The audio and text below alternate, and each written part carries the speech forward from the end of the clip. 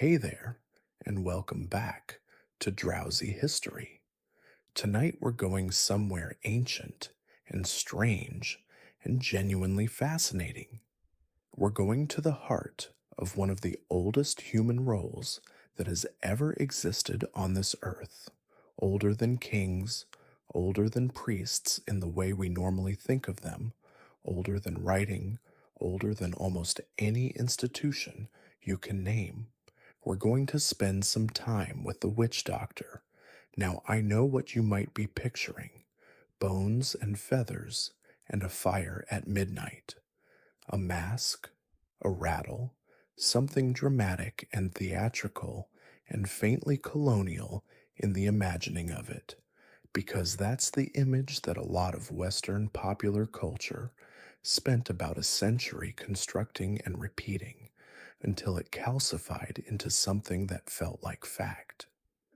The reality is considerably more interesting than that, and considerably more human, because witch doctors, or to use the broader, more accurate terms, traditional healers, diviners, shamans, sangomas, nganga, curanderos, medicine men and women, depending on the culture and the continent and the century you're looking at, were not theatrical props in someone else's story.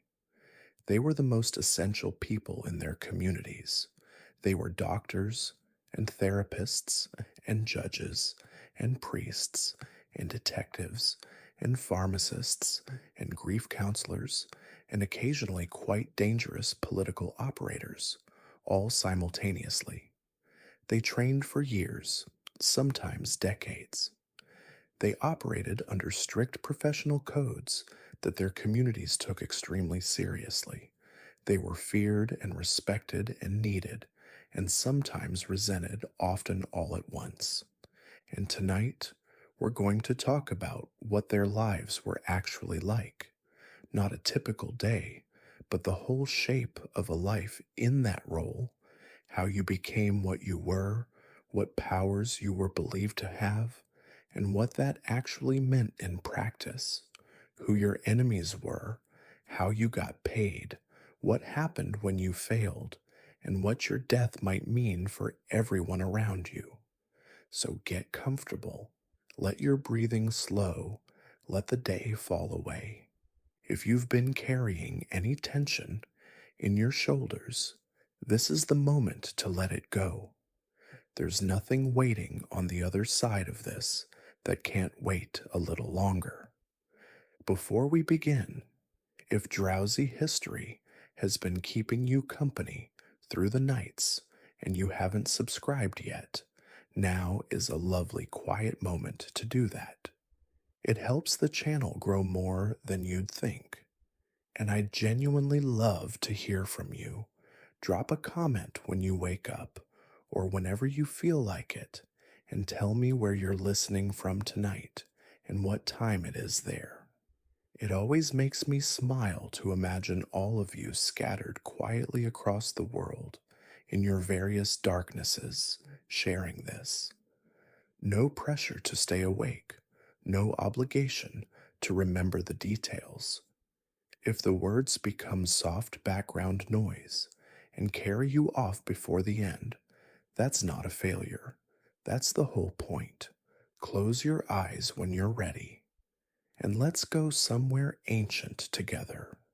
There is a widespread assumption in the modern world that you become a traditional healer by choosing to, that you apprentice yourself the way you might apprentice yourself to a carpenter or a blacksmith, and that the role is something you decide and then pursue. In many cultures, across many centuries, and many continents, this is almost completely wrong. The calling came to you, and the calling, more often than not, was not gentle. In the Zulu and Xhosa traditions of southern Africa, the process of becoming a sangoma, one of the most studied and most deeply developed traditions of traditional healing in the world, almost always began with an illness, not a minor illness, an illness that defied ordinary explanation and resisted ordinary treatment, visions that arrived without invitation, dreams that were too vivid and too specific and too insistent to be dismissed as ordinary dreams, a sense of being called from the inside by something that was not fully yourself, something that insisted on being answered. This condition had a name, ukuthwasa, and it was understood not as a malfunction, but as a message. The ancestors were selecting you. The spirits were making their claim. The question was not whether you would answer, but how and when. The answer, in many traditions, was that you had no real choice. The illness continued until you submitted to training. People who resisted the calling, who tried to live ordinary lives in defiance of what the spirits were asking of them, were understood to continue suffering. Their symptoms persisted. Their lives became difficult in ways that had no other obvious explanation. The community around them often recognized what was happening before the person themselves was willing to admit it. The grandmother who looked at the young woman having strange dreams and said, "She has the gift. We need to find her a teacher." This pattern of the unsought, disruptive, illness like calling appears with remarkable consistency across cultures that had no contact with each other. Among the Siberian shamanic traditions that anthropologists documented extensively in the 19th and early 20th centuries, the shamanic initiation crisis was described in almost identical terms. Sudden illness, visions, social withdrawal, behavior that seemed to the outside observer like madness, followed by recognition and training and eventual emergence into the role. The anthropologist Mircea Eliade, who spent decades studying shamanism across dozens of cultures, found this pattern so consistent that he made it one of the defining features of the shamanic vocation. The call arrives uninvited, it arrives through suffering, and it arrives precisely because the person has some quality: spiritual sensitivity, constitutional openness to altered states, an unusual relationship with the boundary between the ordinary and the extraordinary that the community needs. Not all traditions worked through illness. In some cultures, the calling was hereditary. If your grandmother was the healer and your mother was the healer, the likelihood that you would be the healer was high, and your training would begin in childhood as a matter of course, watching, assisting, absorbing the knowledge through proximity before it was ever formally taught. In other traditions, the calling came through dreams of a specific and recognized type. Dreams of animals that were understood as spirit guides, dreams of deceased healers who had come to offer instruction, dreams so vivid and so specific that the community around the dreamer understood them as vocational communications rather than ordinary nocturnal noise. Among the indigenous peoples of the Amazon basin, the process of becoming a curandero or ayahuascaro, a healer who worked with plant medicines, including the powerful psychedelic brew ayahuasca, involved a calling that manifested as what we might describe as an unusually intense responsiveness to the plants themselves. The plants, in the understanding of these traditions, were not passive substances that humans used. They were teachers. They were alive in the full sense, and they chose their students by responding to certain people with particular intensity, giving them visions and insights that the plants did not give to everyone who consumed them. A young person who had a profound and specifically instructive experience with a plant medicine might seek out an established curandero afterward and say, "The plant spoke to me," and the curandero would assess the nature of what had been said, and if the assessment was favorable, training would begin. In West African Vodun traditions, and their descendants in Haiti and Brazil and New Orleans, becoming a healer, diviner, or priest was similarly a matter of calling and recognition by the spiritual community. The LWA, the spirits, would claim their mounts, as the terminology had it, and the claimed person would often experience that claiming as a kind of overwhelming that had to be formally acknowledged and trained before it could be managed. The untrained horse, as the metaphor went, was dangerous to ride. The training was what made the relationship workable for both the human and the spirit.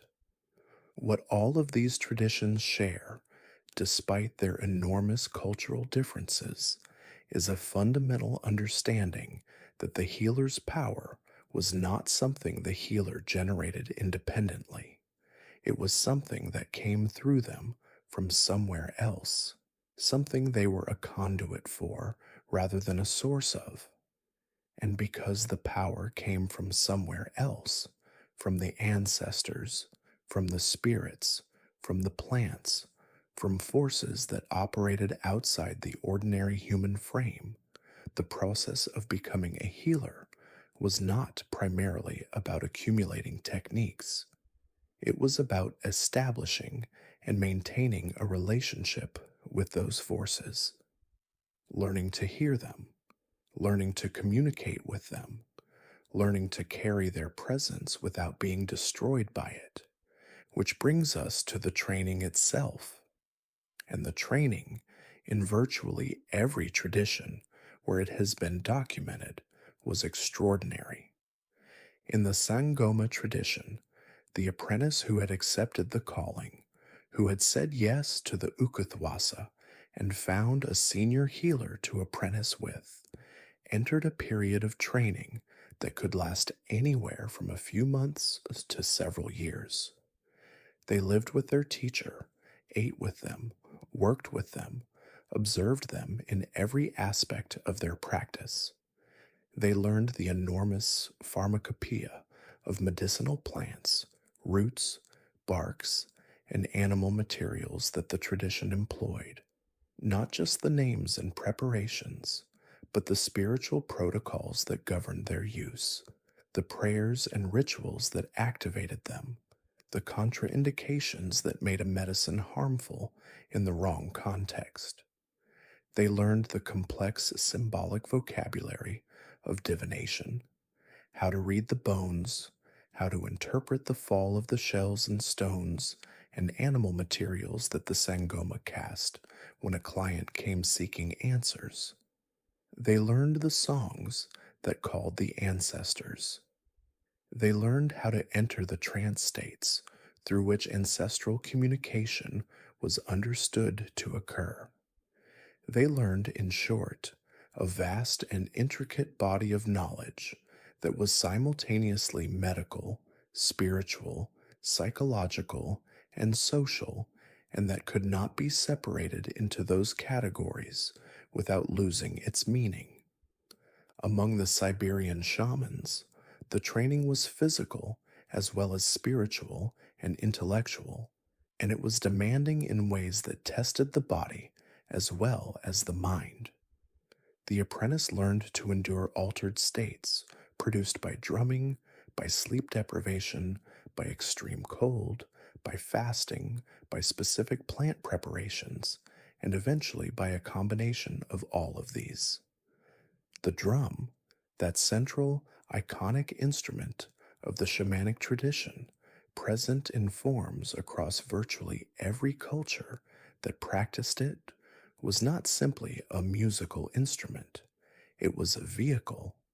The specific rhythmic patterns it produced when beaten in the right way, at the right pace, for the right duration, reliably induced altered states in both the drummer and the listeners.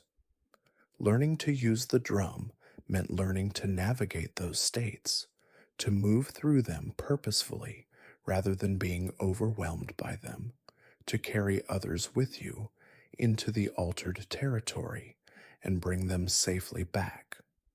In the indigenous Amazonian traditions, the training was structured around what was called a dieta, a period of dietary restriction and forest isolation during which the apprentice worked intensively with specific plants, spending weeks or months alone or with a single teacher, eating only certain foods, abstaining from sex and social contact, fasting for extended periods, and working with increasingly powerful plant preparations under guidance.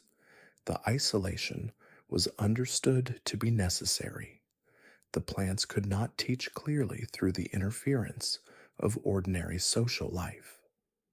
The restrictions were understood to make the apprentice's awareness more acute, more sensitive, more capable of receiving what the plants offered. And what the plants offered, in the experience of the tradition and in the experience of the many researchers and practitioners who have engaged with it in more recent decades, was not trivial. Visions of extraordinary complexity, direct experiences of the plant's healing properties as felt from the inside rather than observed from the outside. Songs, Icaros, in the tradition's terminology, that came to the apprentice directly from the plant, and that became part of their personal healing repertoire. Songs that carried the spirit of the plant, and that could be used in ceremony to transmit that spirit's healing power to others. The length of training across all these traditions was not casual. The Sangoma might train for 2 or more years. The Siberian shaman apprenticed for years and was considered a junior practitioner for many more. The Amazonian curandero might spend a decade in serious study before being considered capable of handling the most complex cases. This was not incidental. The knowledge was vast, the stakes were high, and the consequences of incompetence were understood to be serious, not just for the patients, but for the healer themselves, who operated in a world where the forces they worked with could turn against them if handled without sufficient care and preparation. At the end of the formal training, in most traditions, there was some form of public recognition, a ceremony, a graduation, if you want to use a word that the tradition would not have used, but that captures something of the social function. The apprentice was presented to the community. They demonstrated their abilities before senior practitioners who could assess their readiness.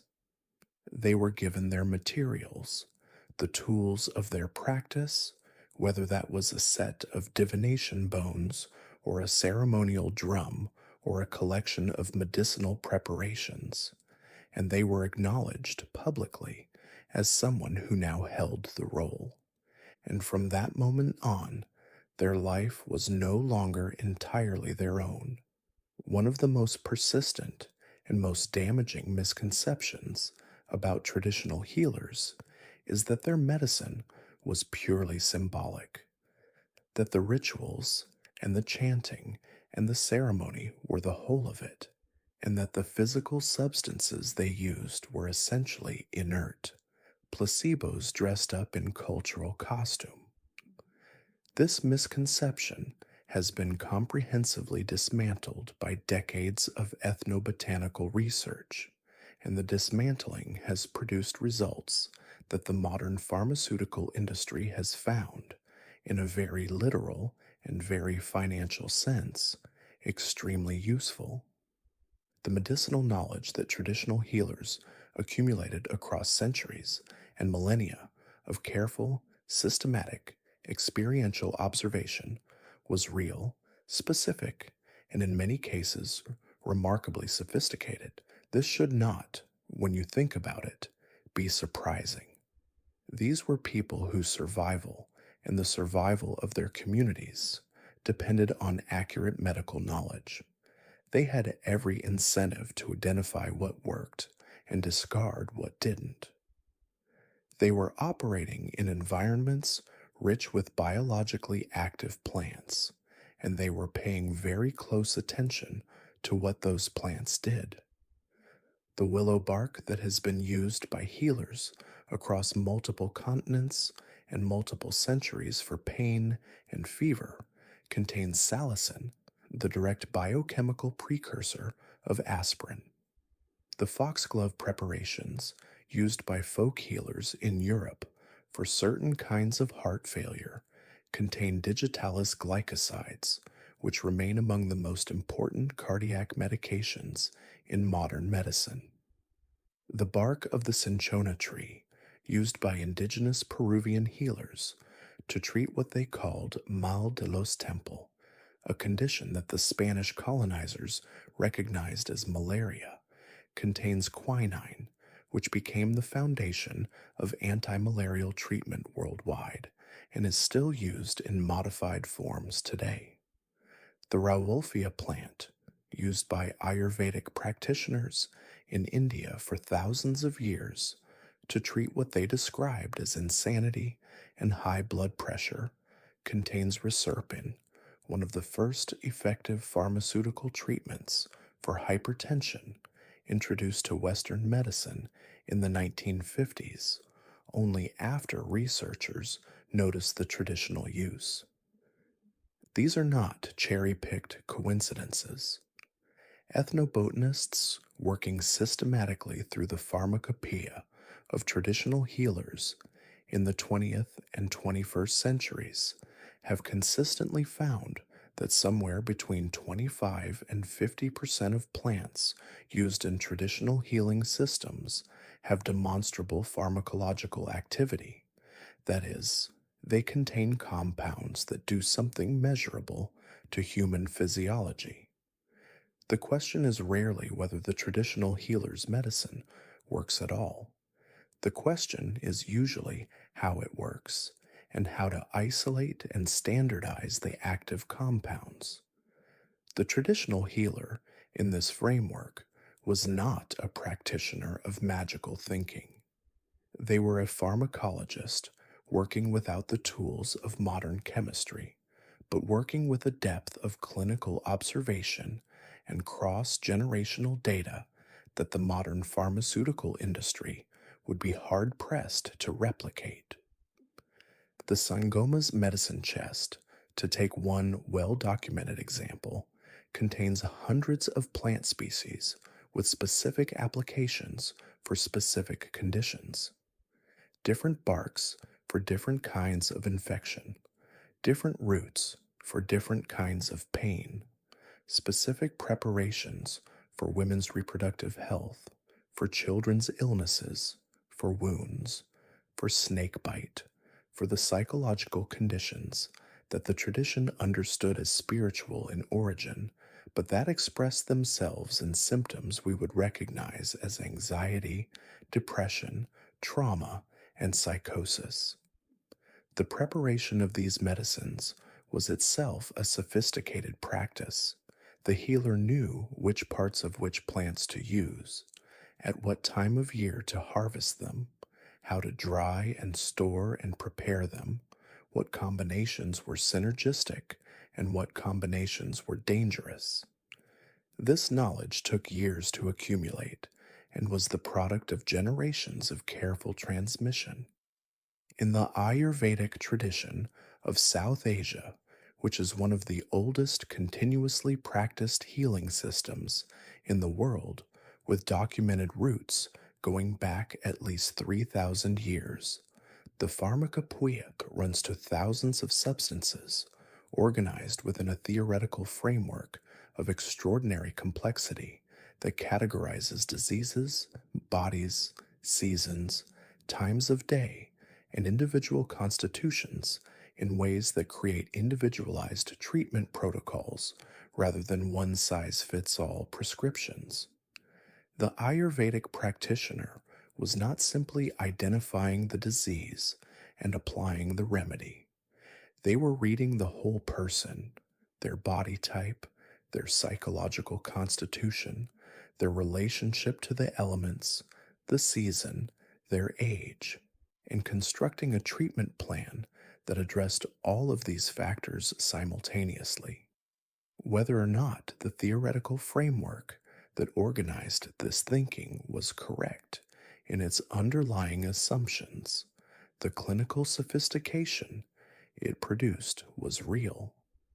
Traditional Chinese medicine, which developed in parallel with Ayurveda over a similar time frame, developed its own pharmacopoeia of comparable depth and its own theoretical framework of comparable complexity.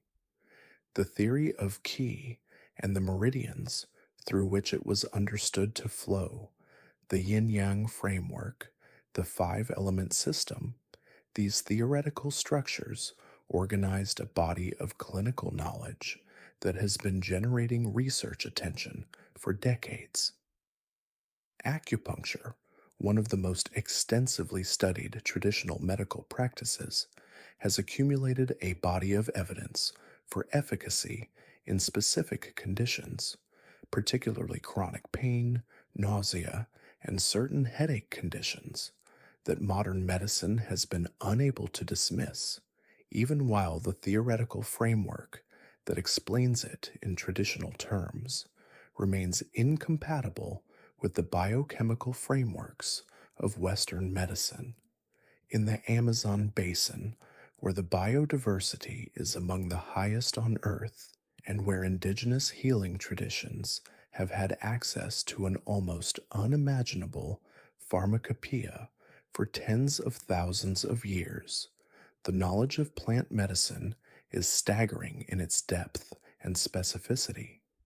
Ethnobotanists like Richard Evans Schultes and Wade Davis, who spent decades working with Amazonian healers in the 20th century, documented plant knowledge of extraordinary sophistication, detailed understanding of the properties of hundreds or thousands of species, specific preparation methods that activated or modified those properties in ways that appear, under modern pharmacological analysis, to reflect genuine empirical knowledge of biochemistry. The preparation of ayahuasca itself is a telling example. It requires combining two plants that are individually active but not psychedelically so, the vine Banisteriopsis caapi and the leaf Psychotria viridis, in a specific way that causes the active compound in one to become orally bioavailable via a chemical interaction with compounds in the other. This is, in pharmacological terms, a MAO inhibitor interaction of considerable sophistication. How it was discovered, how anyone knew to combine these specific plants in this specific way across thousands of miles of rainforest, is one of the genuinely mysterious aspects of Amazonian ethnobotany. The healer's own answer that the plants themselves told them is not the kind of answer that scientific papers are generally equipped to evaluate. The traditional healer's relationship to their medicines was also never simply pharmacological in the modern sense. The medicine was understood to work on multiple levels simultaneously: the physical, the energetic, the spiritual, the social.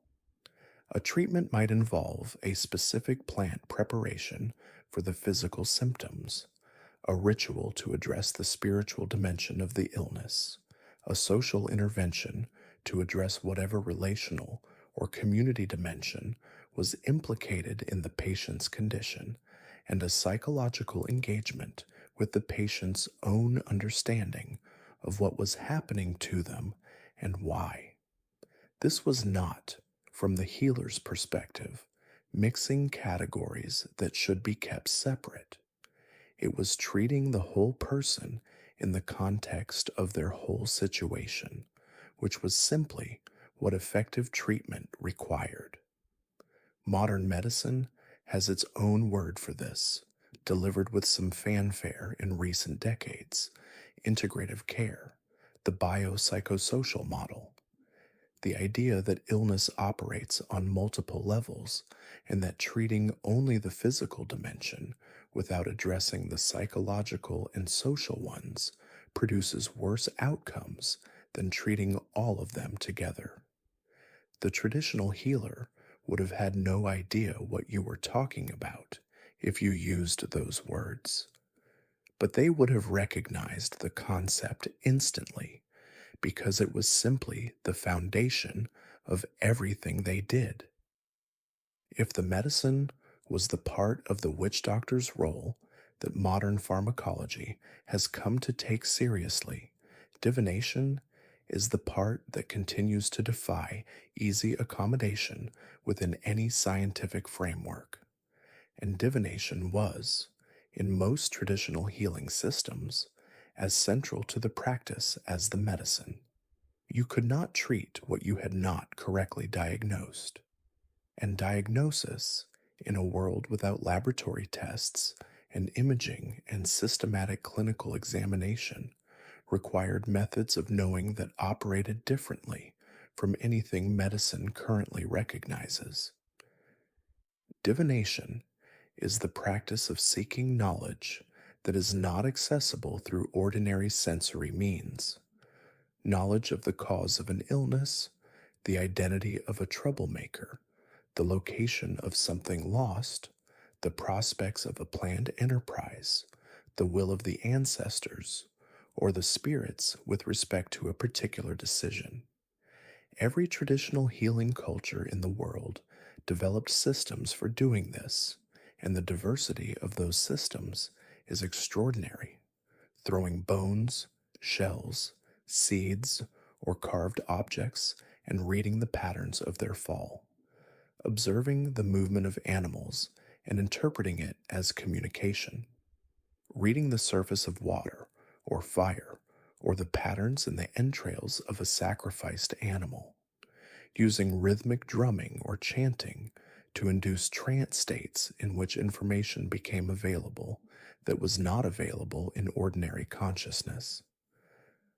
Asking questions of a patient and listening not just to what they said, but to how they said it, what they avoided saying, what their body communicated that their words did not. Using specific psychoactive preparations that altered the boundary between the ordinary and the non ordinary. The Sangoma's bone throwing is perhaps the most immediately recognizable system to people who have encountered Southern African healing traditions, and it repays careful examination.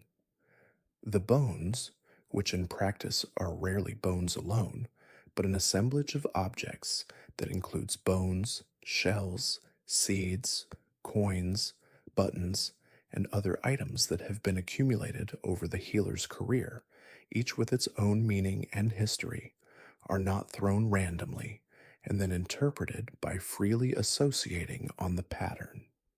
There is an established vocabulary of meanings, a grammar of the bones that the healer has spent years internalizing.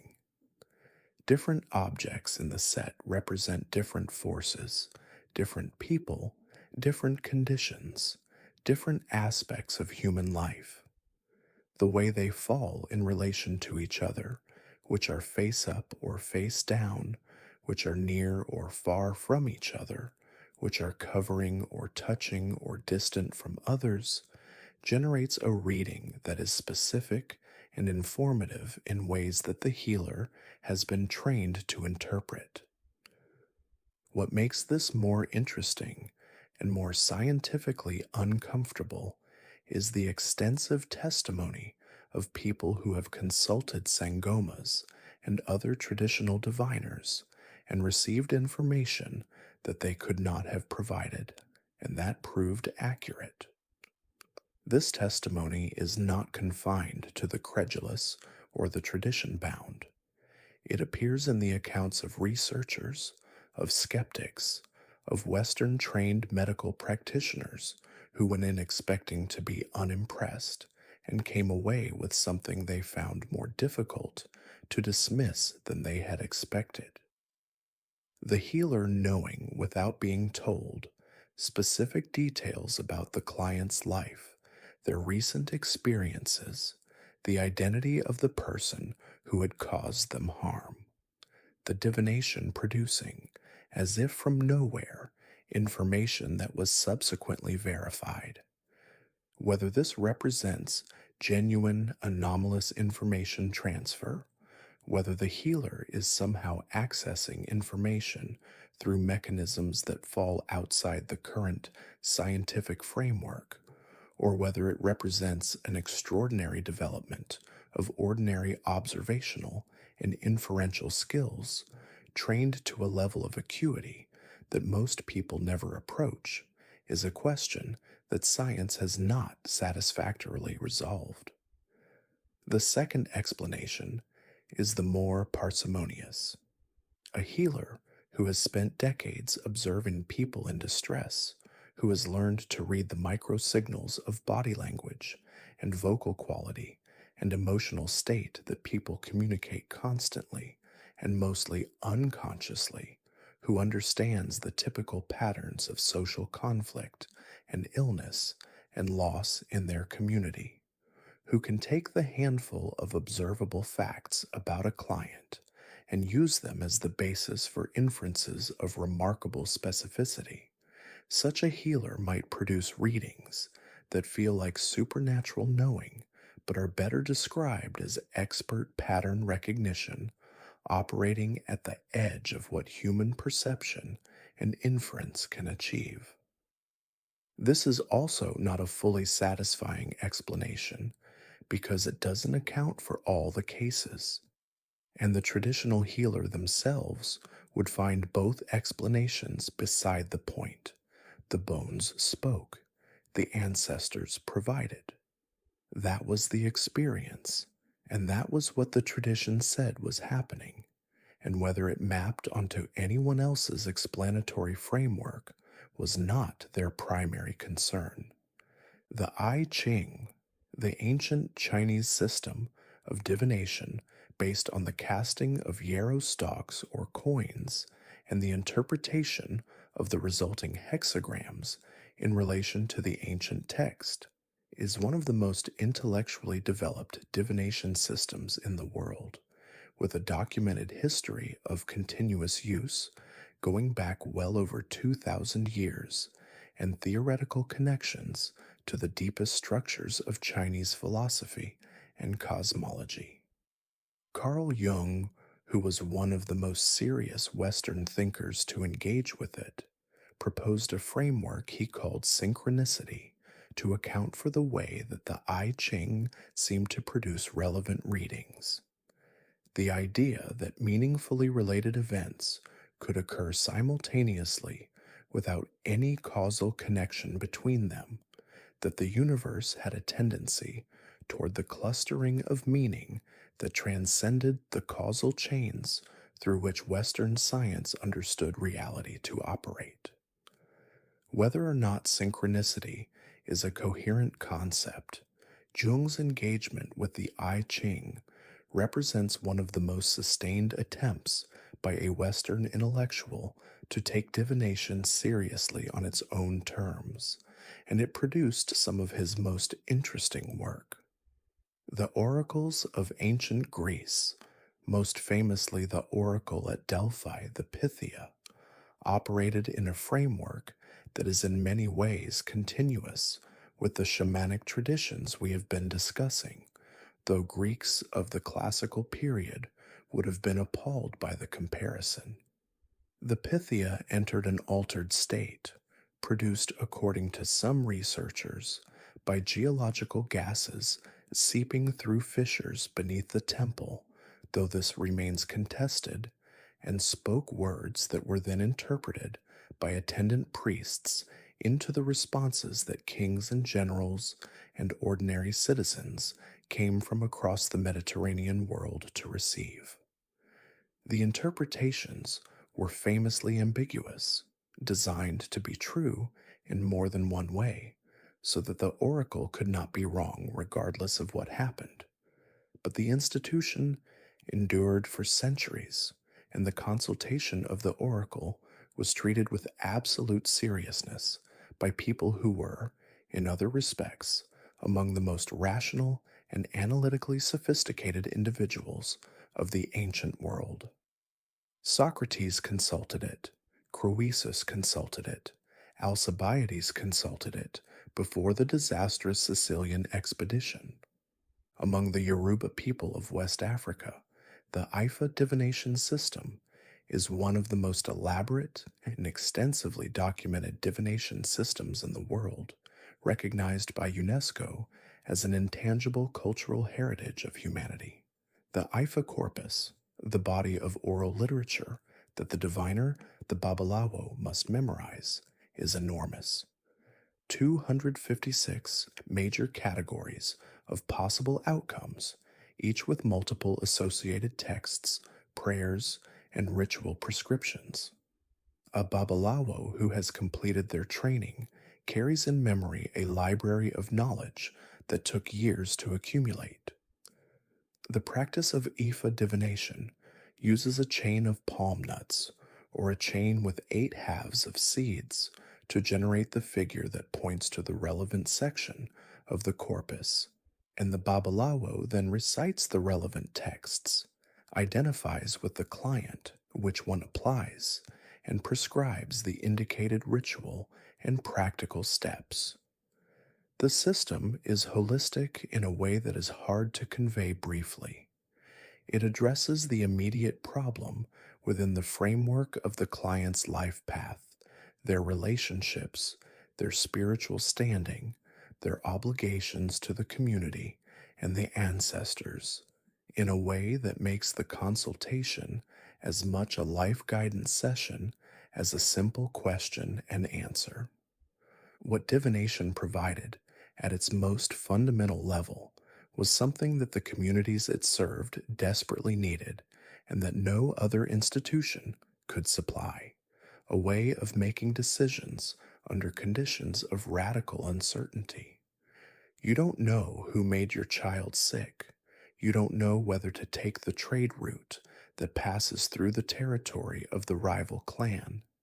You don't know whether this proposed marriage will bring your family into a good or a troubled alliance. You don't know why your crops failed 2 years in a row when your neighbor's crops flourished. Divination gave you a way to approach these questions, a framework for generating answers, and, perhaps most importantly, a way to act decisively once the answer had been received. The oracle had spoken. You knew what to do. The paralysis of uncertainty had been broken. And in a world where indecision could be as dangerous as any disease, the value of that service was enormous. The witch doctor did not practice in a vacuum. They practiced in a world where illness and misfortune were understood to have causes, and where those causes were often human. Someone had done this to you. Someone had sent the illness, called the misfortune, whispered to the wrong spirit, buried the harmful medicine under your threshold, paid someone else to work against you. This understanding of illness and misfortune as acts of aggression, as things that happened to you rather than simply happening, was not irrational within its own framework. It was, in fact, a way of taking human social reality seriously as a factor in health. The recognition that stress, conflict, broken relationships, and social marginalization affect physical and psychological health is now thoroughly supported by modern epidemiology. The traditional framework that expressed this recognition through the language of witchcraft and sorcery was metaphysically different from the modern framework, but was tracking, at least in part, something real about the relationship between social experience and an illness. This meant that a significant part of the witch doctor's work was forensic. They were not just healers, they were investigators.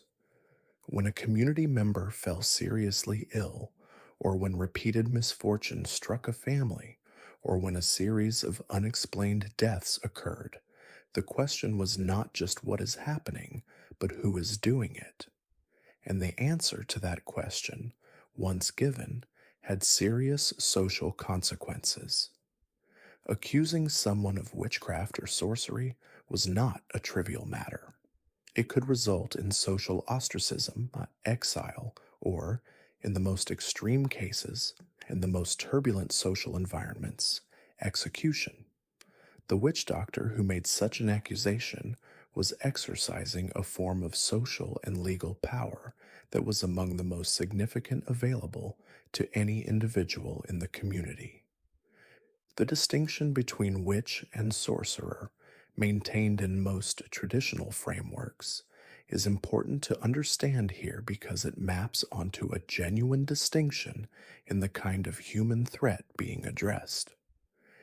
In many African traditions, the witch, in the technical sense, is someone who harms others through an innate spiritual power, often unconsciously or semi consciously, often at night when their spirit is understood to leave the body and move through the community causing harm. The sorcerer, by contrast, deliberately uses specific techniques, materials, and rituals to cause harm to a specific target. The witch is dangerous by nature. The sorcerer is dangerous by choice. Both require the witch doctor's intervention, but the interventions are different, and the social responses to the identification of each are different. The witch doctor's own relationship to these forces was complicated because the same powers that could be used to heal could also, in principle, be used to harm. The healer, who could remove a curse, had by implication the knowledge to place one. The practitioner who could identify the sorcerer knew, at least in theory, the techniques the sorcerer had used. This dual potency was not a dirty secret that traditional healing cultures tried to hide. It was openly acknowledged, and it was part of what made the healer formidable. The Sangoma who sat down with you to divine the cause of your misfortune was not an entirely safe person.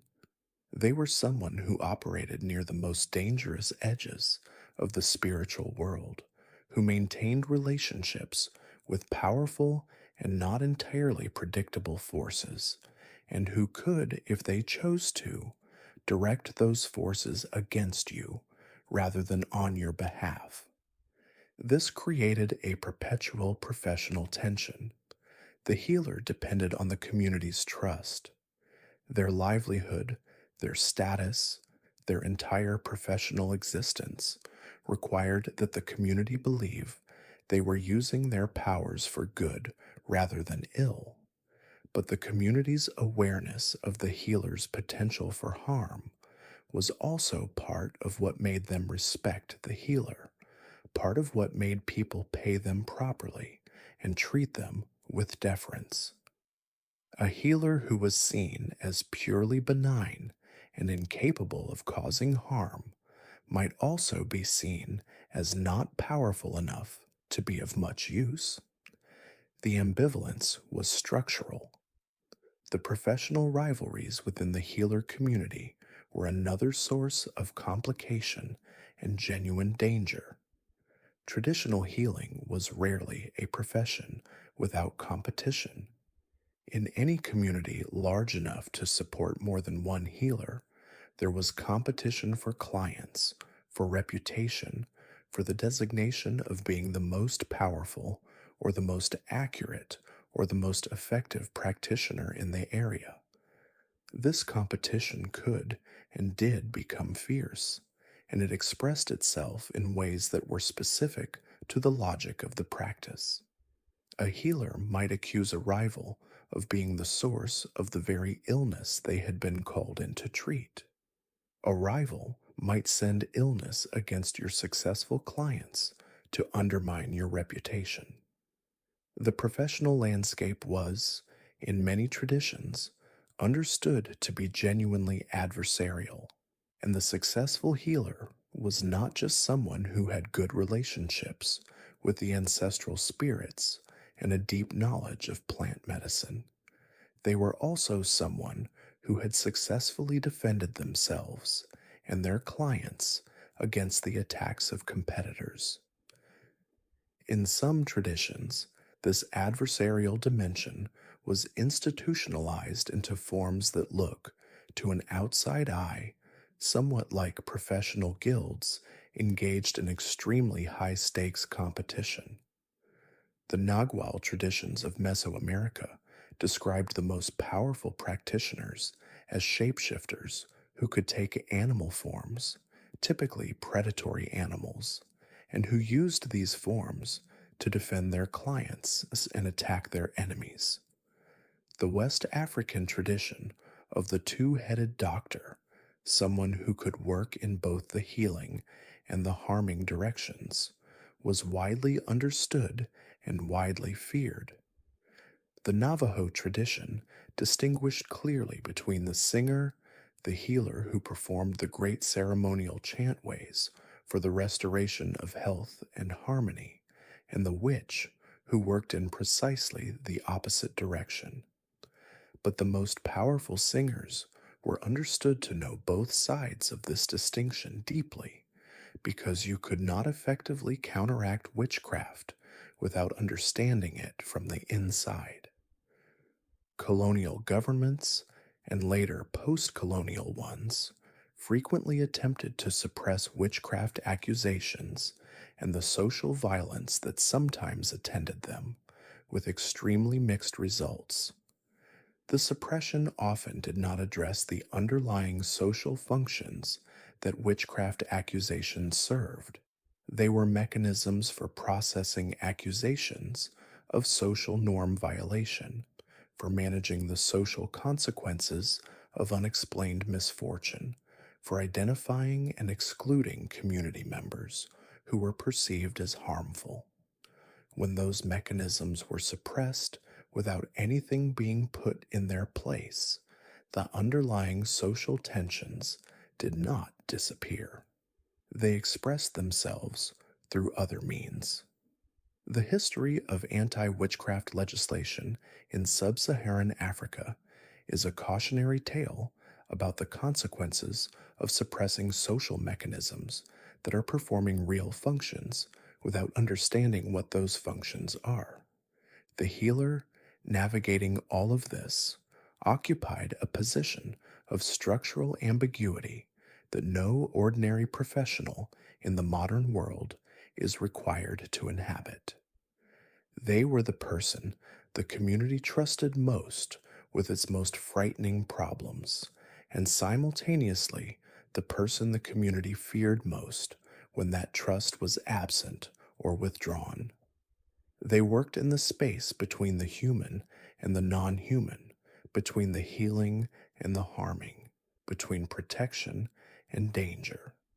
And they did it in a small community where everyone knew everyone, where every professional success and every professional failure was immediately visible, and where the consequences of getting it wrong were not just bad reviews, but genuine social catastrophe.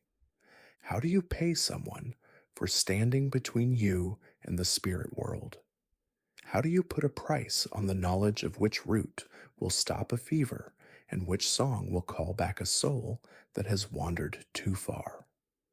These questions are not trivial, and the various ways that different cultures answered them tell us something important about what traditional healing was understood to be.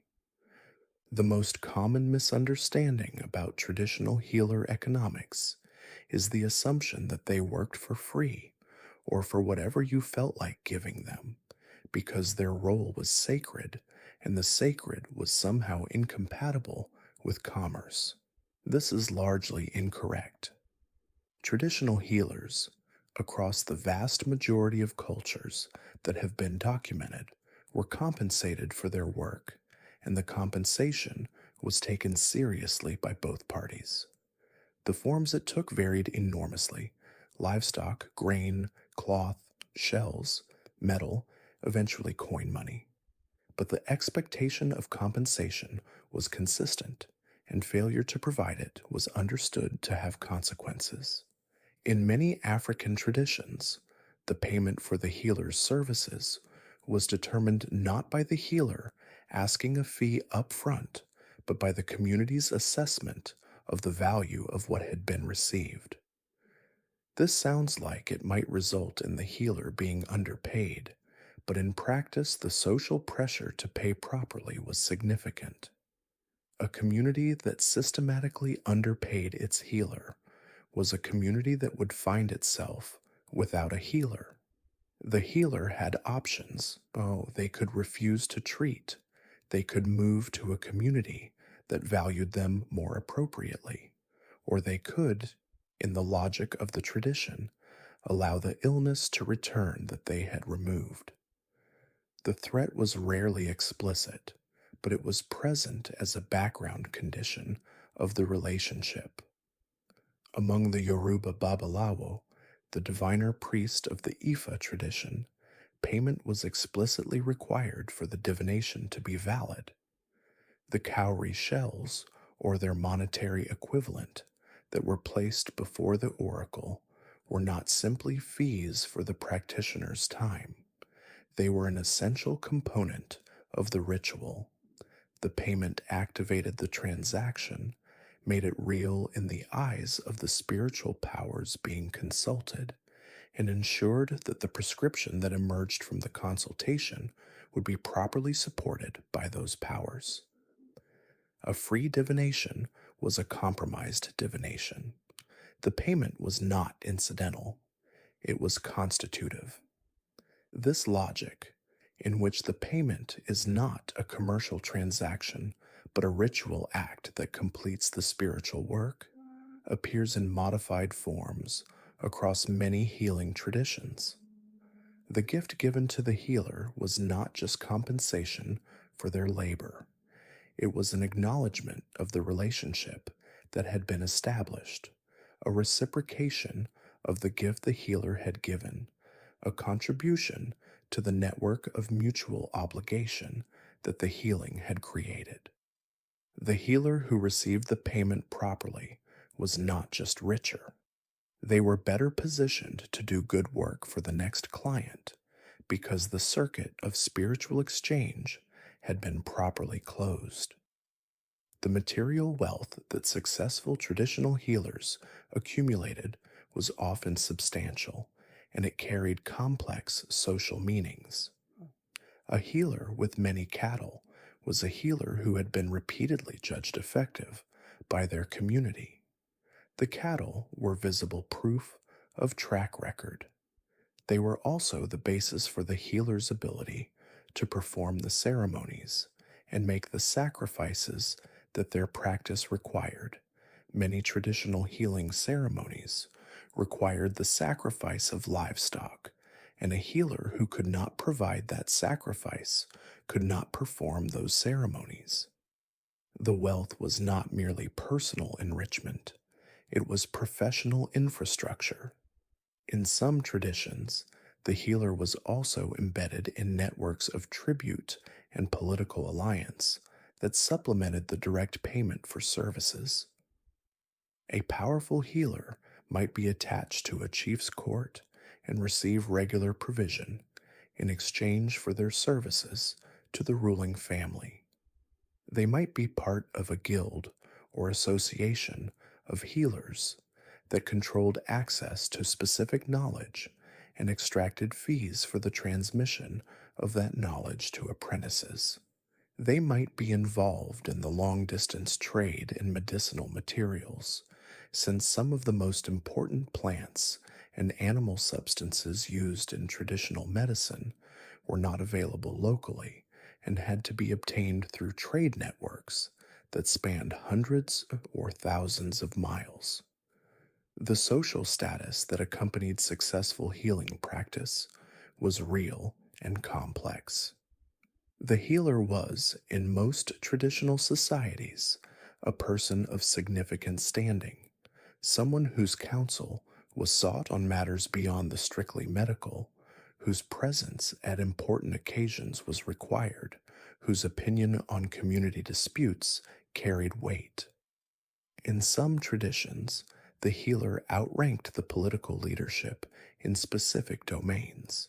The king made the military and political decisions, but the healer decided whether the timing was spiritually propitious, whether the ceremony had been properly performed, whether the signs were favorable. This advisory power was not unlimited, but it was genuine, and it gave the healer a kind of parallel authority that sat alongside and sometimes constrained the authority of political rulers. But the status was also fragile in ways that no amount of wealth fully insured against. A healer who failed too visibly and too publicly could lose everything very quickly. The patient who died despite the healer's treatment, the divination that turned out to be wrong, the witchcraft accusation that on investigation pointed toward the wrong person.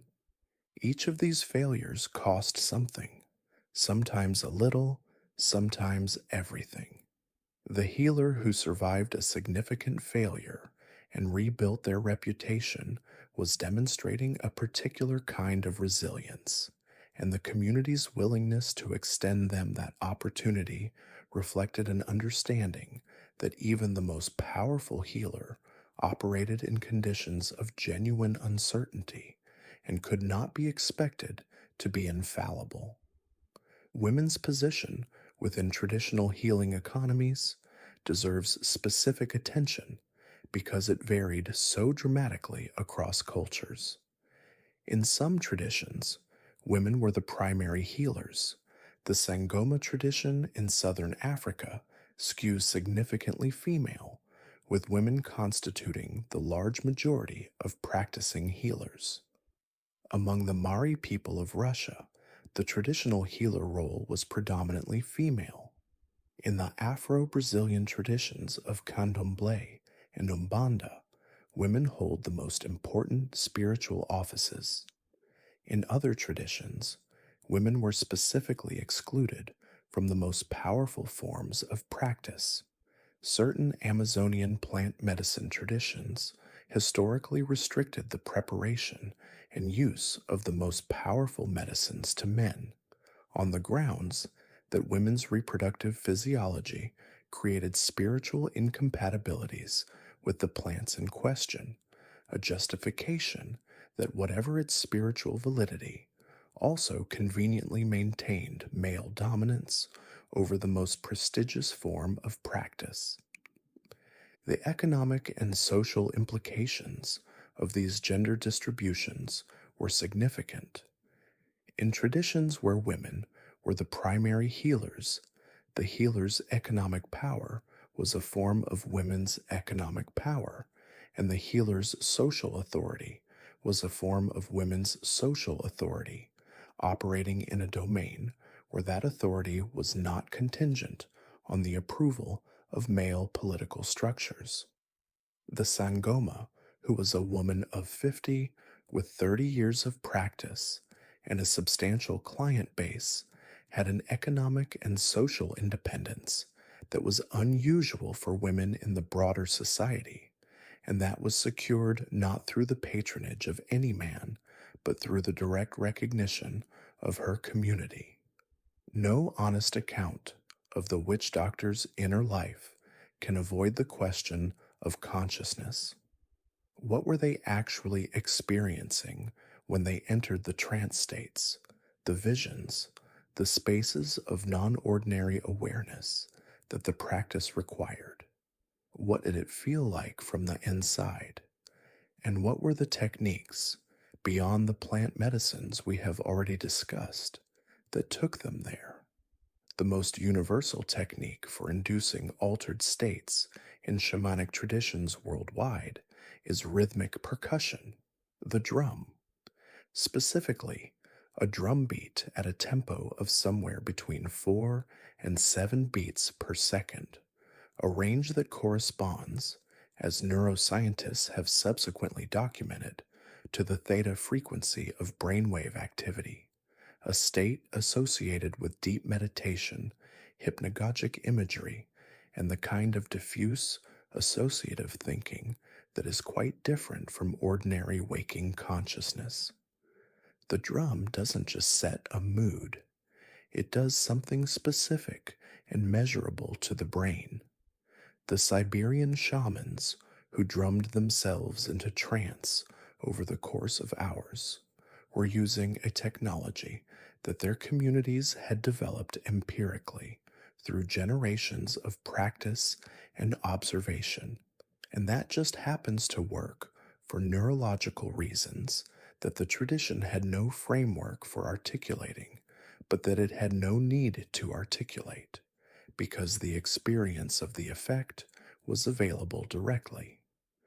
The anthropologist Michael Harner, who spent decades studying shamanic practices across multiple cultures and eventually developed what he called core shamanism, a distillation of shamanic techniques for use by people outside their original cultural contexts, conducted systematic experiments with what he called shamanic journeying, using recorded drum beats at the traditional tempo, and found that a significant proportion of subjects, including people with no prior training in any spiritual tradition, were able to enter states of vivid, spontaneous imagery that shared specific features with the visionary states described in traditional accounts. The imagery tended to involve movement through or into the earth, encounters with animal figures that communicated symbolically a sense of another world or level of reality being accessed. Whether or not this constitutes access to anything metaphysically real, it constitutes access to something that is psychologically real, and that the traditional framework of shamanic travel was well suited to navigate. Prolonged rhythmic chanting produces related effects through a related mechanism. The combination of rhythmic entrainment, controlled breathing, and sustained vocal effort creates physiological and neurological changes that move consciousness away from ordinary waking state and towards something more diffuse and more receptive. Virtually every major shamanic and healing tradition in the world uses chanting as either a primary or a supporting technique for altered state induction. The Icaros of the Amazonian tradition are among the most sophisticated examples.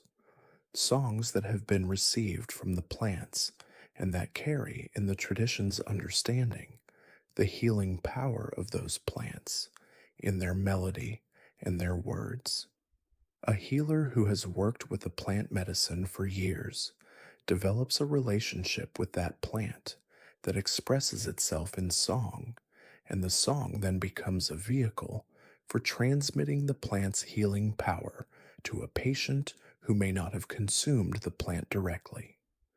The healer sings over the patient, and the singing itself is the medicine.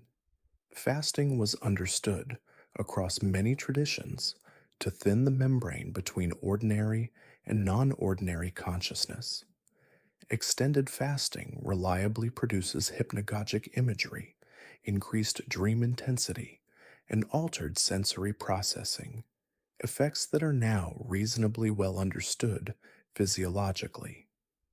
The traditional interpretation that fasting made the practitioner lighter, more transparent to spiritual forces, better able to receive communication from the other side, captures something about the phenomenology of the experience, even if the explanatory framework is different. The healer, who had been fasting for 3 days, was in a genuinely different neurological state from the healer who had eaten normally, and the traditional frameworks for utilizing that state reflected generations of empirical observation about what it was good for and how to use it safely. Sleep deprivation was another tool, used with more caution because it is more destructive if sustained for too long, but regularly employed in specific ritual contexts where an extended altered state was required. The vision quest traditions of many North American indigenous peoples typically involved 4 days and 4 nights of solitude, fasting, and no sleep, conducted in a specific natural location with specific ritual preparation. The psychological intensity of this experience, the hallucinations that reliably accompany extended sleep deprivation, the emotional rawness produced by the combination of fasting and isolation and physical discomfort, was understood to be necessary for the purpose, which was direct contact with the spirit world in a form that would be meaningful and lasting. The experience of the healer in these states was not, in the traditional understanding, identical to ordinary dreaming or to ordinary fantasy. There was a quality of presence, of reality, that the traditional accounts consistently describe as different in kind from imagination. You were not making things up, you were going somewhere. The entities encountered were not products of your mind, but genuinely other, had their own agendas, their own information, their own personalities that did not feel like projections of your own. The spirit guides who accompanied the shaman on their journeys were consistent across many visits, the same animal with the same personality, providing the same kind of guidance, regardless of when the journey took place. This consistency was understood as evidence of genuine encounter rather than imagination. If you were simply making it up, why would it be the same bear every time?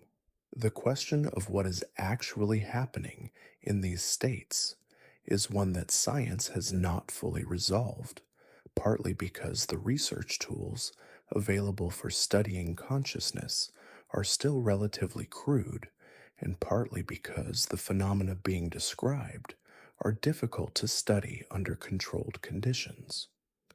What the neuroscience does tell us is that the states being described are neurologically real, that they involve specific, measurable changes in brain activity that distinguish them from both ordinary waking consciousness and from dreaming sleep, and that the subjective reports of people in these states are consistent in ways that suggest they are reporting on the phenomenology of a genuine brain state rather than simply confabulating. What the tradition says happens in these states and what science can currently verify about them remain in productive tension. For the healer themselves, the question of what was really happening was mostly not the pressing question. The pressing question was whether the information obtained in these states was accurate and useful for the work of healing and divination. And the traditions maintained that it was, and the communities that relied on those traditions generally found, over the long term, that the healers who worked in this way produced results that justified continued practice. The empirical test was not a laboratory experiment.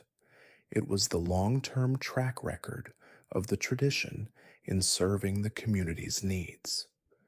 The witch doctor operated under a professional pressure that most modern healers, even those in the most demanding medical specialties, would find difficult to fully comprehend, because in the traditional framework, there was almost no such thing as an illness that was simply untreatable, or a death that was simply the natural end of a life that had run its course.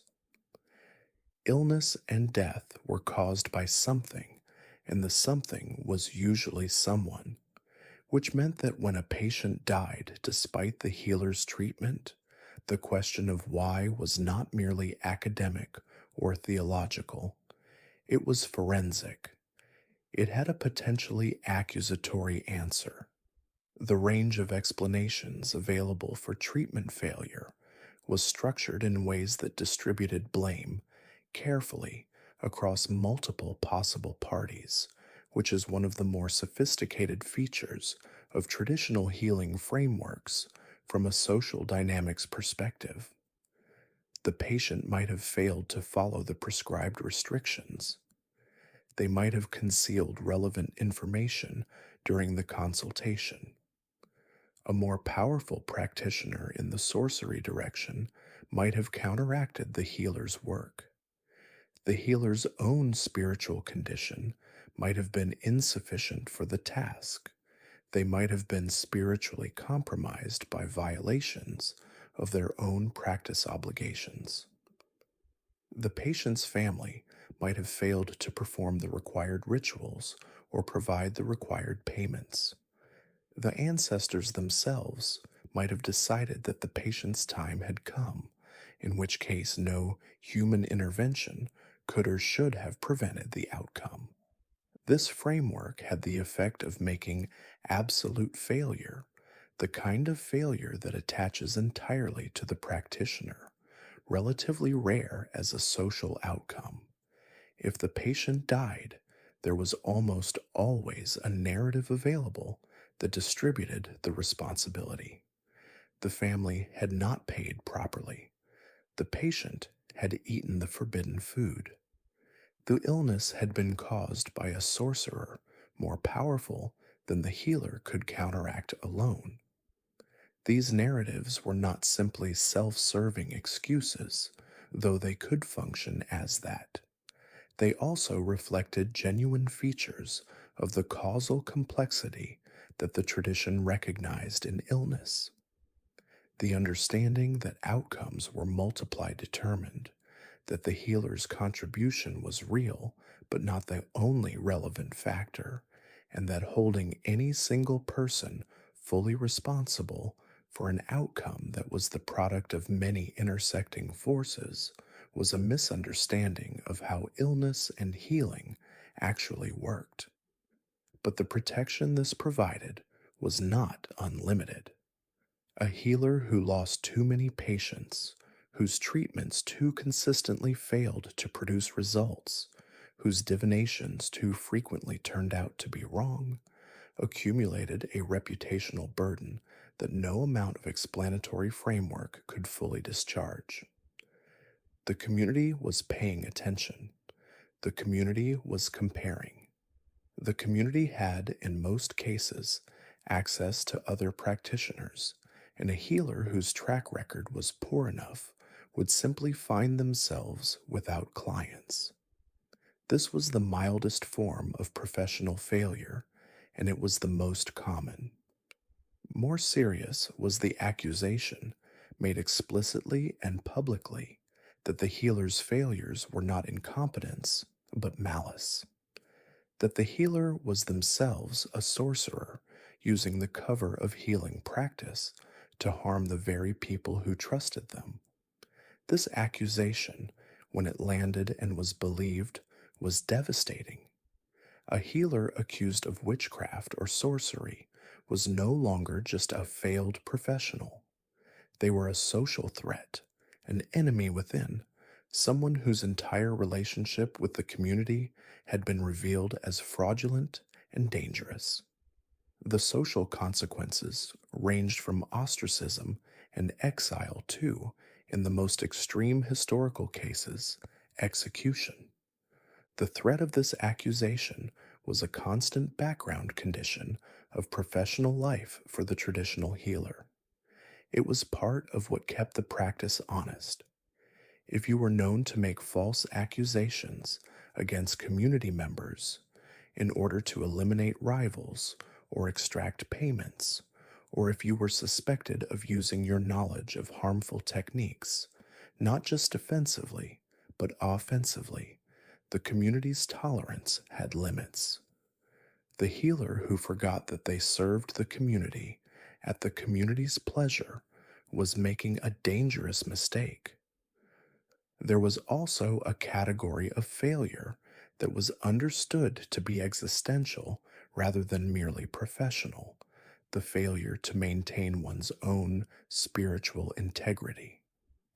The healer who violated the taboos that governed their practice, who ate the prohibited foods, who had sex with the wrong person, who failed to perform the required rituals of purification and maintenance, who neglected their relationship with the ancestors or spirits who empowered them, was understood to be putting not just their effectiveness, but their safety at risk. The powers that the healer worked with were understood to be genuinely dangerous if improperly handled. A healer whose spiritual protections had been compromised was vulnerable to the very forces they had been treating patients for.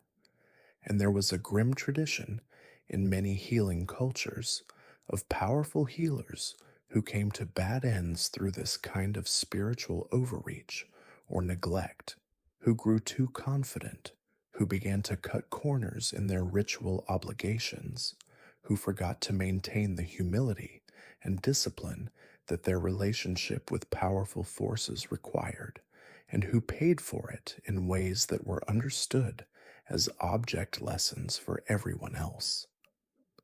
The psychological burden of this professional life was real and rarely discussed in the context that discussed traditional healing with admiring attention. To be the person your community brought its worst fears and deepest griefs to be responsible for navigating between the world of the living and the world of the dead, to carry the knowledge of harm alongside the knowledge of healing, to operate under constant scrutiny in a small community where every outcome was visible. This was not an easy life. The traditions knew this. They provided healers with ritual frameworks for managing the burden, ceremonies of purification that remove the spiritual contamination accumulated through contact with illness and death, obligations of retreat and renewal that gave the healer structured time away from the demands of practice, relationships with spirit helpers who shared the load of the work. But the burden was real, and the traditions that addressed it directly were the ones that produced the most sustainable practitioners. The body of the traditional healer was not a neutral instrument. It was a spiritually significant object, a site of power and vulnerability, subject to restrictions and protocols that governed it in ways that had no parallel in ordinary life. And the gendered dimensions of those restrictions and protocols reveal some of the most interesting and most complex aspects of traditional healing across cultures. The prohibition on sex during periods of active practice appears in one form or another in healing traditions across the world, and its ubiquity suggests it is tracking something real about the relationship between sexual activity and the kind of awareness that healing practice requires. The Amazonian curandero undertaking a dieta, a period of intensive work with plant medicines and forest isolation, was required to abstain from sexual contact completely, and the prohibition extended beyond the isolation period into the days before and after. The reasoning given by the tradition was that sexual energy was a form of spiritual energy that needed to be directed entirely toward the work, that it would otherwise be dissipated and the practitioner's effectiveness would be diminished. Whether or not this explanation is correct in the terms the tradition offers it, it describes something that many practitioners, in many traditions, have reported experientially. a sense that the focused, available awareness required for deep healing work is incompatible with the kind of relational engagement that active sexuality involves. The Sangoma's relationship to the ancestral spirits who empowered their work was understood in many cases through a framework of spiritual marriage. The healer had, in effect, a primary relationship with an ancestral spirit that was the foundation of their power. And this relationship was described in terms that were explicitly relational and sometimes explicitly erotic. The Zulu tradition described male healers who had a female ancestor as their primary spirit, and female healers who had a male ancestor, and the relationship between the healer and this spirit was one of intimacy, mutual obligation, and sometimes jealousy. The spirit could be displeased by the healer's human relationships and could withdraw their protection and power if they felt neglected or disrespected. This framework, in which the healer's most fundamental intimate relationship was with a non human entity, appears in modified forms across many traditions. The Siberian shaman's relationship with their spirit helpers was sometimes described in terms that implied deep intimacy. The medieval European traditions around the familiar spirit, the spirit assistant that the practitioner worked with, included accounts of intimate relationships that the church found particularly alarming. The LWA in the Haitian Vodou tradition were described as having preferences about their human devotees that included jealousy about human partnerships. A woman who was the mount of a particular male, LWA might find that LLA difficult to manage if she entered a human romantic relationship of which he disapproved. What this framework accomplished, among other things, was to create a protected space for healers whose sexuality did not conform to the dominant norms of their community. In many shamanic traditions, two spirit individuals, people who inhabited a gender position that was neither straightforwardly male nor female, were understood to be particularly well suited to the healer's role, precisely because their position outside the ordinary gender binary made them more available to the liminal, boundary crossing work of healing. Among the Buryat Mongolians, among the Lakota, and other plains peoples of North America, among several Siberian peoples, the healer who crossed gender lines was not an anomaly to be explained away, but a recognized type whose gender crossing was understood to be connected to their spiritual power. This recognition was not universal. Some traditions maintained strict gender roles within healing practice and enforced them with real social pressure. But the cross-cultural prevalence of gender-variant healers in shamanic traditions is striking enough that it has generated substantial scholarly attention, and the explanation offered by many researchers is consistent with the tradition's own understanding that the liminal position, occupying the space between categories rather than being firmly in one, was structurally consonant with the healer's work of moving between the ordinary and the non-ordinary, the living and the dead, the individual and the community, the human and the spirit.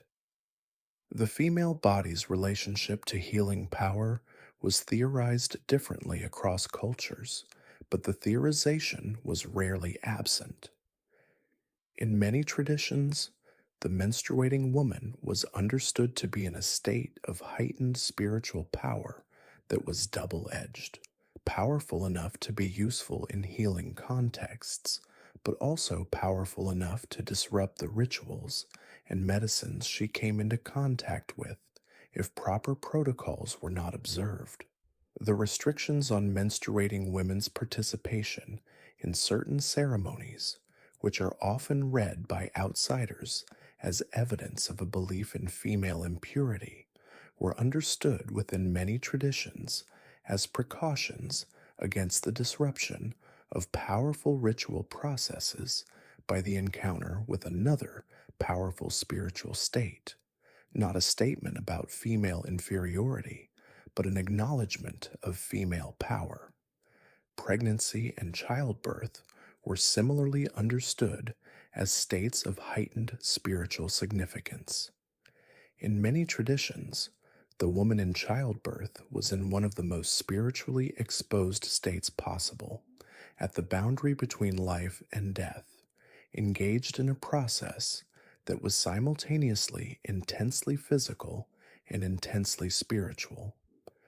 The traditional midwife who attended births was in most healing cultures herself a figure of significant spiritual authority, working with medicines and rituals designed to protect both mother and child during a passage that the tradition understood as genuinely dangerous in both physical and spiritual dimensions. The postpartum period, the weeks and months after birth, was also a time of particular spiritual significance and specific healing attention across many traditions. The new mother was understood to need careful ritual and medicinal support to close the spiritual openness that birth had created, to rebuild her strength, to establish the proper spiritual relationship between herself and the new child. The traditional practices surrounding postpartum care, dietary restrictions, ritual purification, restrictions on activity and social contact, specific medicinal preparations, were not merely customary. They reflected a sophisticated understanding of the particular vulnerabilities and needs of the postpartum body and psyche. Every healer in every tradition worked in the shadow of death. Death was the adversary they were always fighting against, the boundary they were always negotiating with, the outcome they could delay but never ultimately prevent. And the traditional healer's relationship with death was not simply the professional relationship of a physician whose patients sometimes die. It was an intimate, ongoing, almost collaborative relationship with death as a presence, a force, a world. In the shamanic framework, death was not a wall, but a door. The shaman's ability to enter the spirit world was understood in many traditions as a form of controlled dying. They crossed the boundary that the rest of the community could only cross once and permanently, did their work in the territory beyond, and returned. This is why the shamanic initiation in so many traditions involved a symbolic death and rebirth. The apprentice underwent an experience, in vision or in ceremony, of being dismembered, consumed, dissolved, and then reconstituted. They experienced symbolically and psychologically, if not literally, what death felt like from the inside. And this experience was understood to be what gave them their authority. They had been to the other side. They knew the territory. They could go back. The dying patient represented a specific professional challenge that the healer approached differently from the sick but recoverable patient. The distinction was not always obvious from the outside, and an important part of the healer's skill was precisely the ability to make it accurately, to know when a patient could be pulled back from death, and when the appropriate work was to facilitate the passage rather than to fight it. A healer who fought relentlessly against a death that the ancestors had decided on was not doing good work. They were interfering with a process that had its own order and its own necessity. The art was in knowing which situation you were in, When the assessment was that the patient was going to die, the healer's role shifted significantly. They were now a guide for the dying person and a ritual manager for the community that was going to be left behind. The dying person needed preparation, rituals that closed their unfinished spiritual business, reconciliations with those they had wronged, transmissions of knowledge or spiritual authority that had to be made before the crossing, prayers and medicines that eased the passage and ensured that the spirit arrived safely where it was going. The community needed preparation, guidance on the rituals that would need to be performed after the death to ensure that the deceased became a properly integrated ancestor rather than a restless and potentially harmful ghost.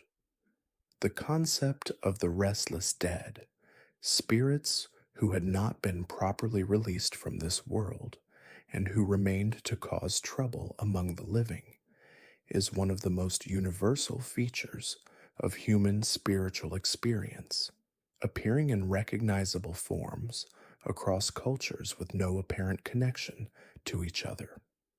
And it generated a significant category of healing work: the treatment of illnesses and misfortunes understood to be caused by inadequately dealt with dead, by ancestors whose needs had not been properly addressed, by the recently deceased who had not been given the appropriate send off. This work required the healer to operate in relationship with the dead in a sustained and specific way, to communicate with them through the techniques of divination and trance, to identify what they needed, and to facilitate the rituals that would give it to them. The death of the healer themselves was in many traditions understood to be a particularly significant event, not just because the community would lose someone essential, but because the healer's own death was understood to potentially create a powerful new ancestor who could continue to guide and protect their lineage and their community from the other side. The healer, who had spent a lifetime building relationships with the ancestral world, was, at death, well positioned to become an effective member of that world, to take their place among the powers that subsequent healers would consult and be guided by. The preparation of the healer for their own death was thus a serious matter that the tradition took seriously. The healer, who had maintained their ritual obligations, who had trained their successors, who had transmitted their knowledge to the next generation, who had accumulated the spiritual merit of a lifetime of genuine service, was understood to be ready.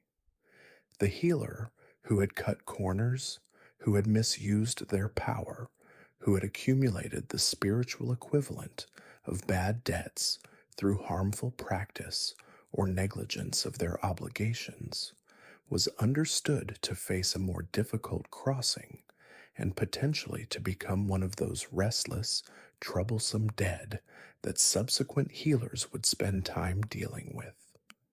There is something almost merciful in this framework from the perspective of the healer themselves.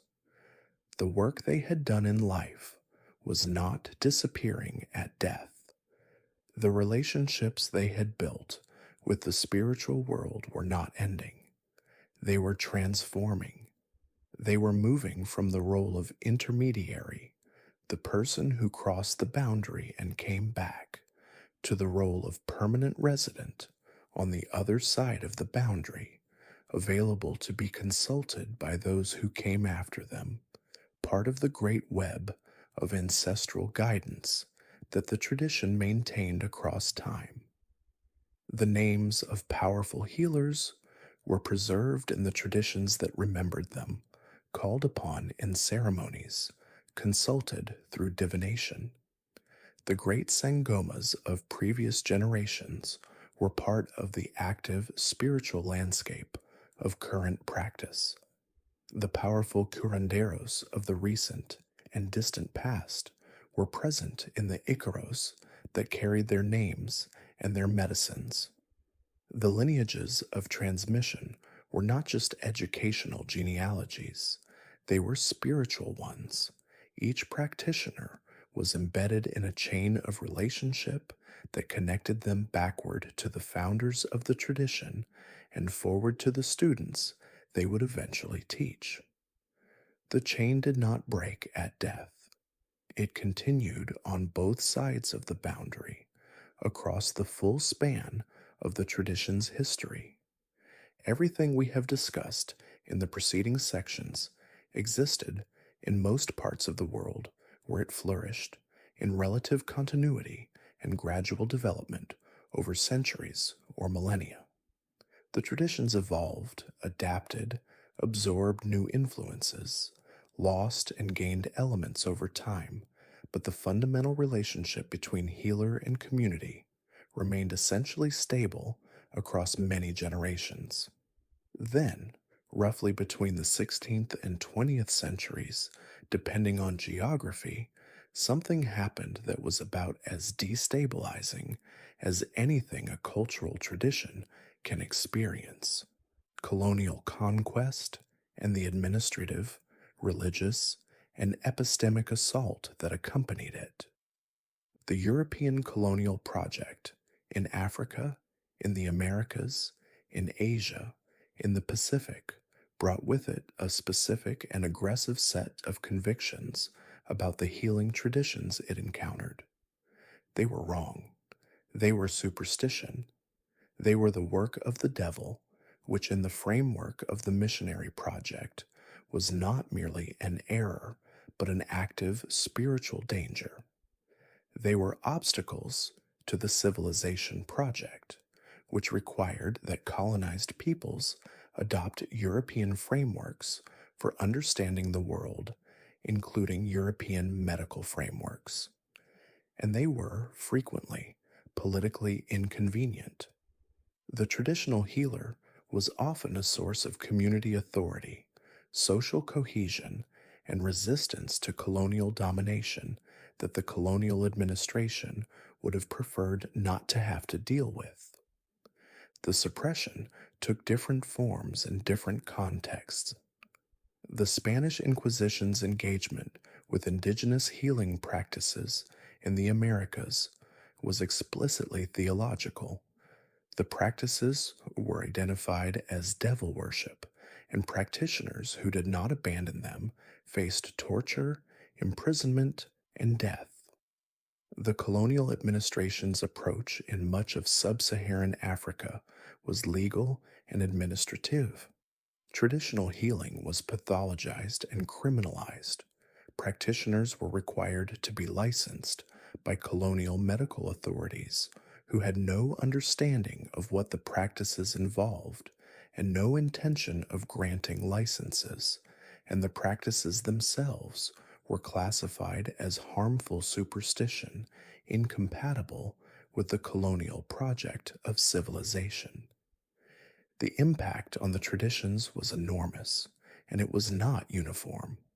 Some traditions were effectively destroyed. The systematic destruction of Mesoamerican codices, the books in which the complex astrological, medical, and ritual knowledge of the Aztec and Maya civilizations was recorded, meant that knowledge systems of great depth and sophistication were permanently lost. The death of the last knowledgeable practitioners of certain traditions, without successors who had received the full transmission, meant that specific lineages simply ended. The knowledge went with the practitioner and was not passed on. Other traditions are proved remarkably resilient. The Afro-Brazilian traditions of Candomblé and Umbanda, brought to Brazil by enslaved West Africans and maintained under conditions of violent suppression for centuries, survived by adapting, by incorporating Catholic saints as a protective overlay on the Yoruba and fawn spiritual figures that continued to be practiced beneath the surface by moving practices into private contexts that were less visible to the colonial and church authorities, by developing the extraordinary cultural creativity that produced some of the richest and most vibrant spiritual traditions in the contemporary world. The tradition did not survive intact. It survived transformed, but it survived.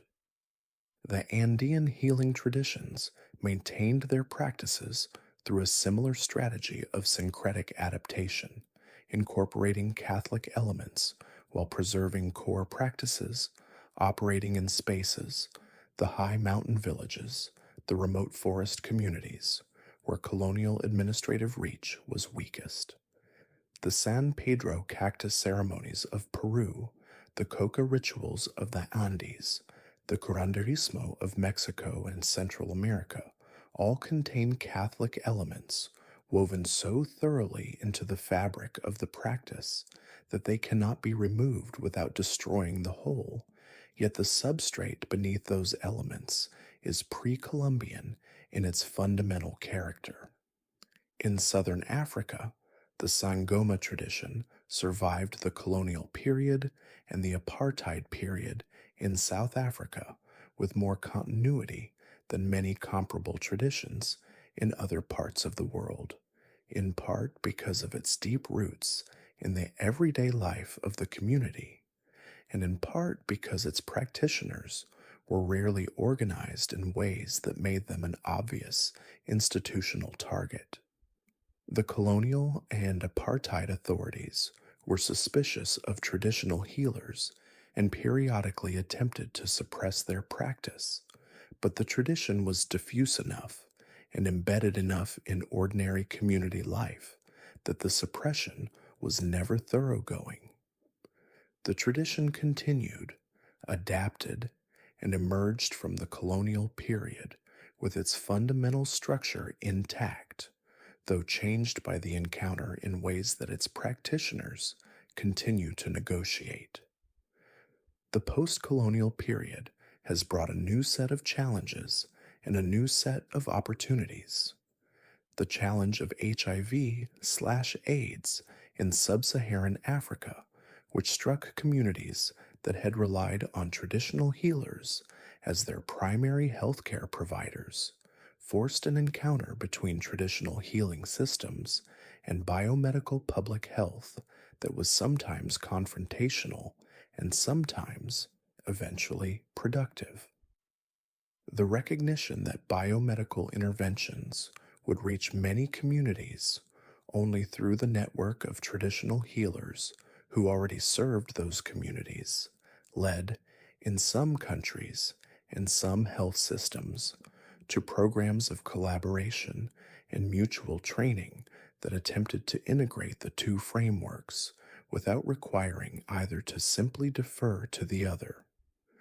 The global revival of interest in traditional healing in the late 20th and early 21st centuries has brought its own complications.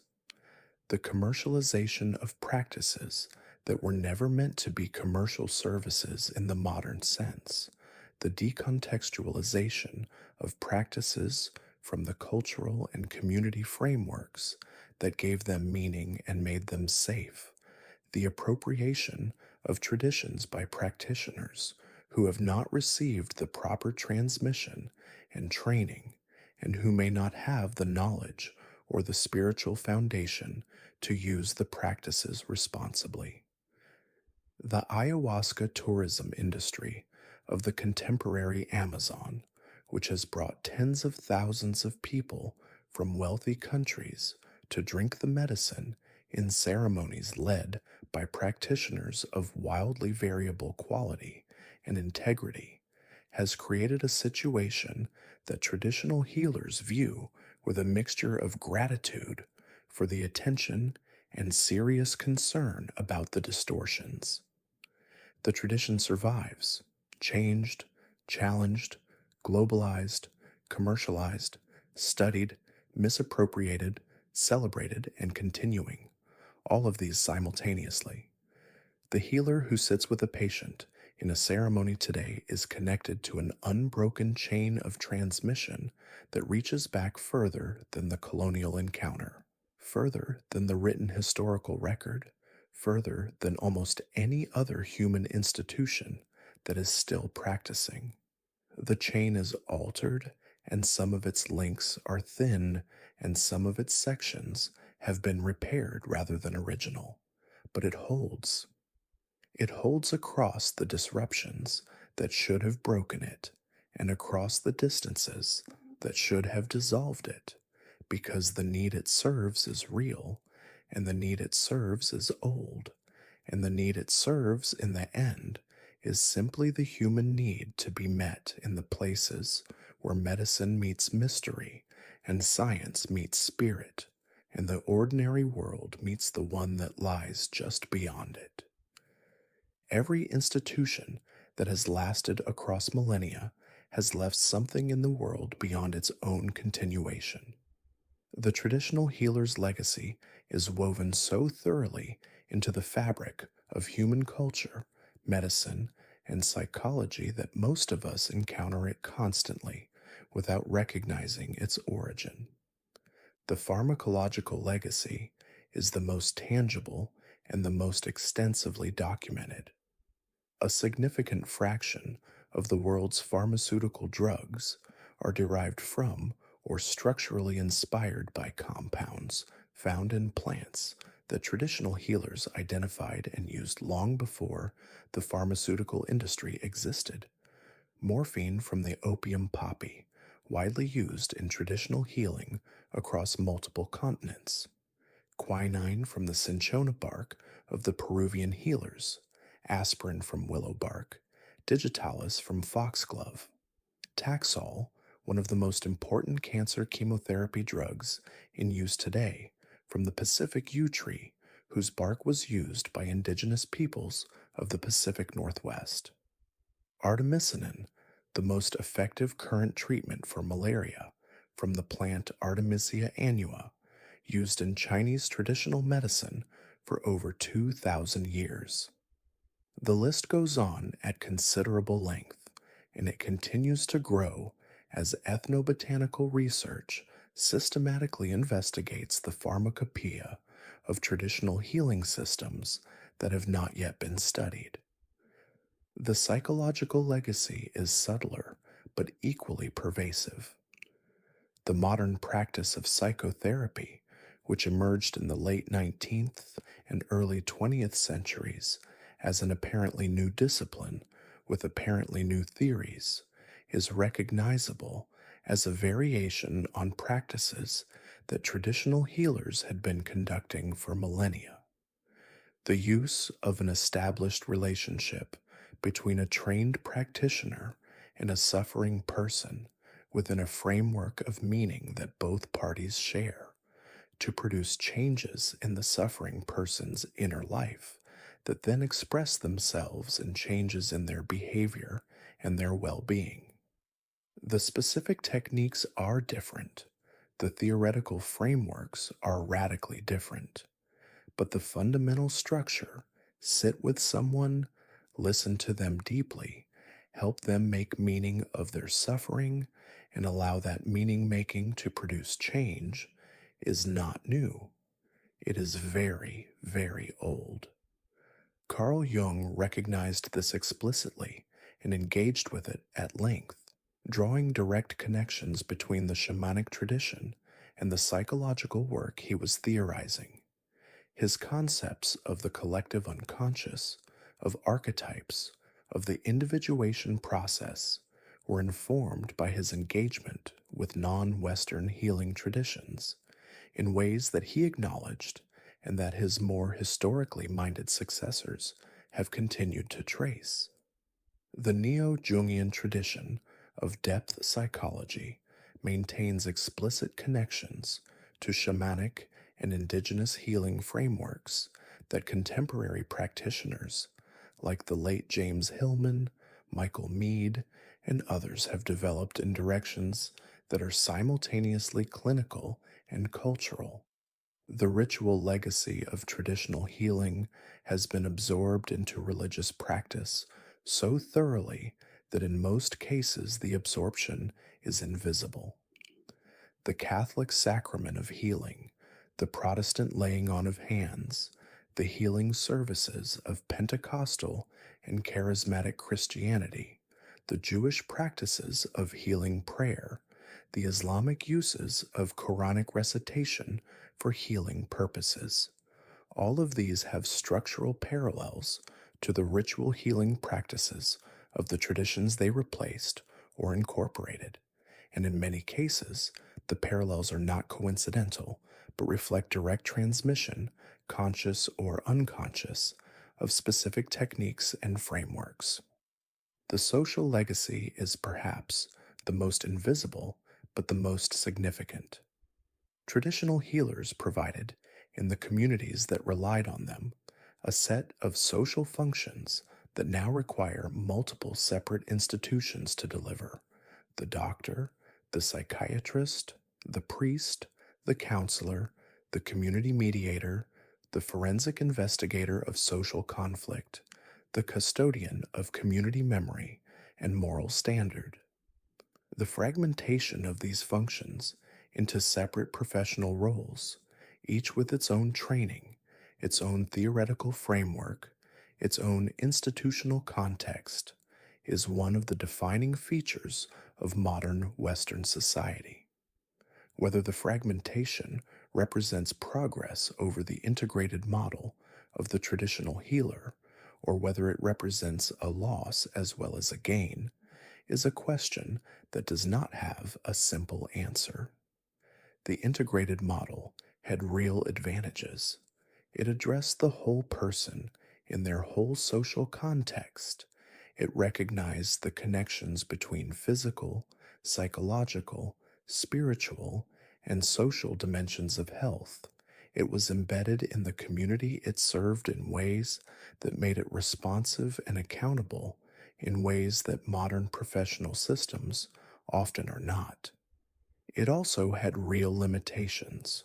The quality of the service depended entirely on the quality of the individual practitioner. It was susceptible to abuse in ways that some professional oversight can prevent, and it operated within theoretical frameworks that were sometimes systematically wrong in ways that caused harm. The contemporary world is, in various ways, and with various degrees of honesty about what it is doing, attempting to recover some of what was lost in the fragmentation. The integrative medicine movement, the growing interest in plant medicines for psychiatric treatment, the incorporation of mindfulness and meditation practices into clinical care, the recognition that social determinants of health are as important as biological ones, the development of community health models that locate healthcare in the community rather than in the clinic. These developments are not a return to tradition. They are something new, made possible partly by the genuine advances of modern medicine, and partly by the recognition that those advances, for all their extraordinary power, left something important behind. The traditional healer sits somewhere in the background of all of this, in the plant medicines that pharmaceutical researchers are now studying with new respect, in the ritual structures that psychological therapists have borrowed without always acknowledging the source, in the community embedded models that public health researchers are proposing as innovations that are actually rediscoveries. The healer who spent years learning to read the bones, who fasted in the forest until the plants spoke, who sat up through the night with a frightened patient singing the songs that carried the power of everything the tradition had accumulated, left something in the world. It is not always easy to name. It is not always easy to see, but it is there in the long, strange, still continuing story of what it means to be human and to be ill and to reach in that condition for help. We have talked at some length about the training and the knowledge and the social dynamics of the traditional healer's life, but there is something that all of that abstract discussion can leave out: what it actually felt like from the inside and from the outside to be in a genuine healing ceremony. Because the ceremony was not just a delivery mechanism for the healer's technical knowledge, it was an event. It was an experience that the patient and the community entered together, that moved through recognizable stages, that created something in the space between the participants that could not be reduced to any of its individual components. Take the Navajo healing ceremonies, some of the most elaborate and most extensively documented healing ceremonies in the world. A major Navajo chant way, the Night Way, the Mountain Way, the Beauty Way, the Enemy Way, among others, could last for 9 nights and 9 days. 9 nights of singing, of sand painting, of ritual procedure, of the patient sitting at the center of an increasingly elaborate ceremonial structure that was being constructed specifically for them, addressed to the specific nature of their illness, organized around the restoration of the specific harmony that their illness had disrupted. The singer, the healer, had memorized every song, every prayer, every procedural step of the ceremony they were performing. The memorization alone represented years of training.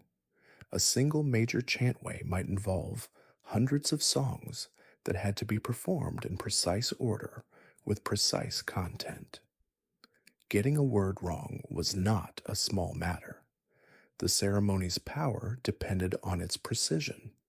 An error required specific corrective procedures, and a singer whose errors were too frequent would find their reputation for the ceremony in question compromised.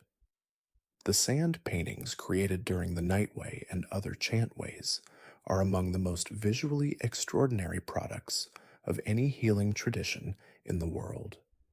Complex, precisely rendered, enormous in scale, some covering the entire floor of a ceremonial hogan, they depict the spiritual geography relevant to the patient's condition, the holy people whose power is being invoked, the specific narrative of the particular chant. They are made of colored sand, pollen, cornmeal, and other natural materials, built up over hours by the singer and their assistants with painstaking care. When the ceremony requires it, the patient sits in the sand painting, making contact with the figures depicted, receiving their power through that contact. At the end of the ceremony, the painting is destroyed.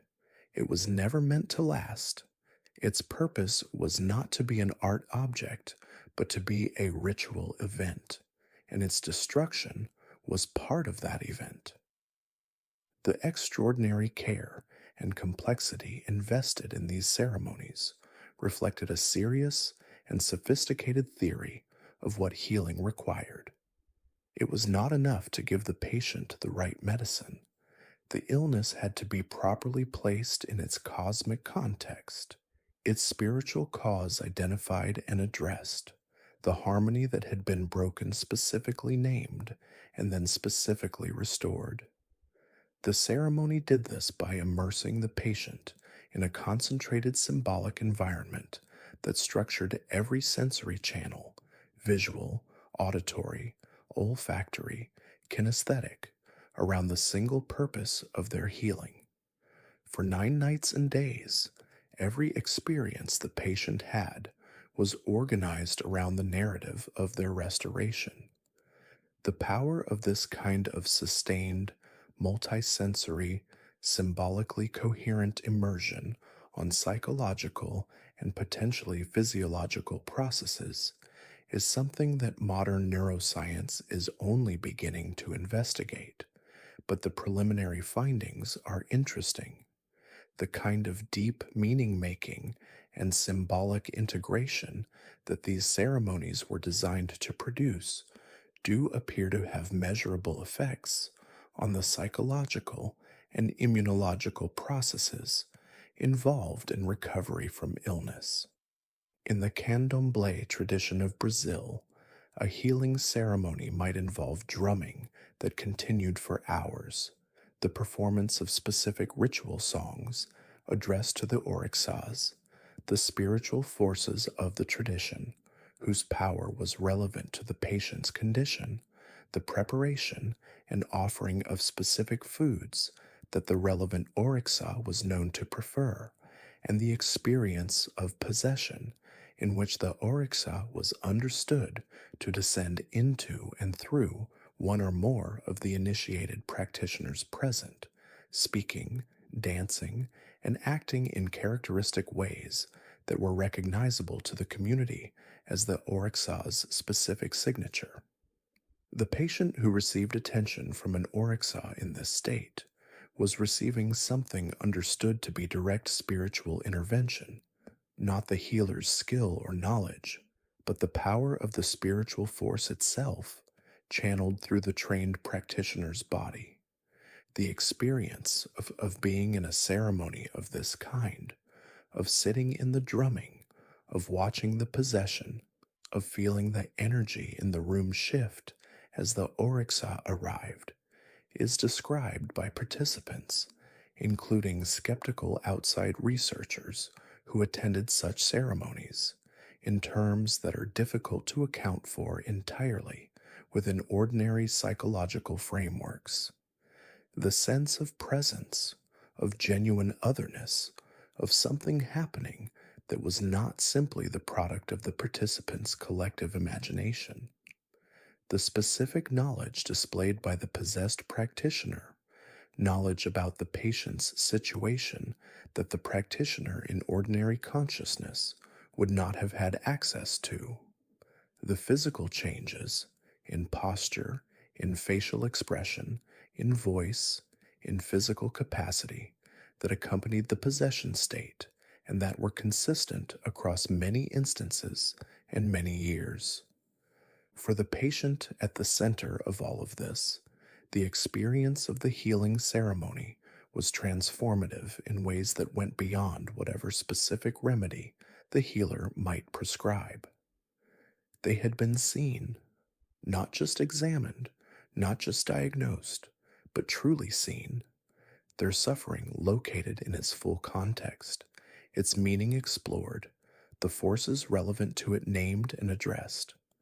The community had gathered around them and invested enormous collective energy in their restoration. The most powerful forces the tradition knew of had been invoked on their behalf.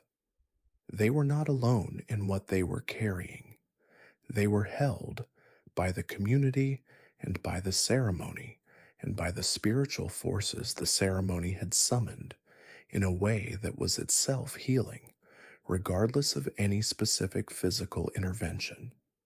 This is not mystical language for something that can be reduced to placebo.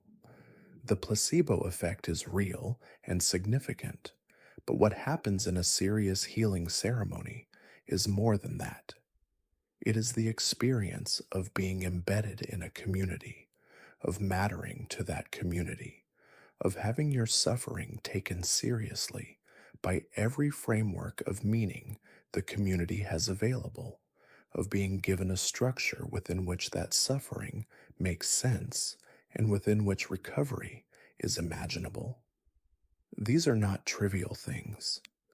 They are, in fact, the things that modern medicine has the most difficulty providing, not because modern medicine is bad at medicine, but because the social and symbolic infrastructure that supports this kind of experience has largely dissolved in the cultures where modern medicine now operates. The ceremony was not the supplement to the treatment. In many traditions, in many cases, the ceremony was the treatment, and the medicine was the ceremony. And so, we come to the quiet end of this one. I hope you found it interesting. I hope it gave you something to think about as you fall asleep. Or more honestly, I hope it gave you something interesting enough to keep you gently company while your body did what your body wanted to do and drifted off somewhere comfortable. The witch doctor, the traditional healer, the sangoma, the curandero, the babalawo, the shaman, the person at the edge of the village who knew which plants healed and which ones killed, and what the ancestors were saying, and what the illness really meant. What strikes me most, coming out the other side of this story, is how deeply human it all is. Not mysterious, not primitive, not other. Human.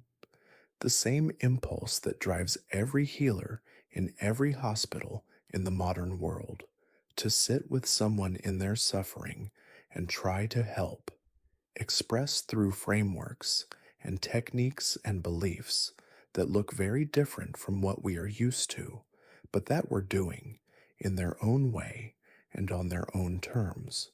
Something that the most sophisticated modern medicine is still trying to fully accomplish, treating the whole person in the context of their whole life. The healer who sat in the dark with the drum, who fasted until the plants spoke, who threw the bones and listened to what they said, who sang the sick person back toward the world of the living. That person was doing something we still need. Not in exactly the same form, not with all the same assumptions, but with the same fundamental orientation toward the person in front of them, toward their community, toward the full complexity of what it means to be alive, and sometimes to be in pain, and to need someone who is not afraid to go with you into the dark places and bring you back. We have gained a great deal since the age when the healer was the only available help. The gains are real and extraordinary and worth being grateful for every day. We have also lost something about the integration of the physical and the spiritual, the individual and the community, the biological and the social. Something about the way that illness was understood to mean something, to be located in a web of relationships and history and meaning, rather than simply in a body that had malfunctioned. Something about the relationship between the healer and the world they came from. Some of that something is being rebuilt, slowly and imperfectly, in the spaces where modern medicine and traditional knowledge are beginning to take each other more seriously. Not nostalgically, not uncritically, but seriously.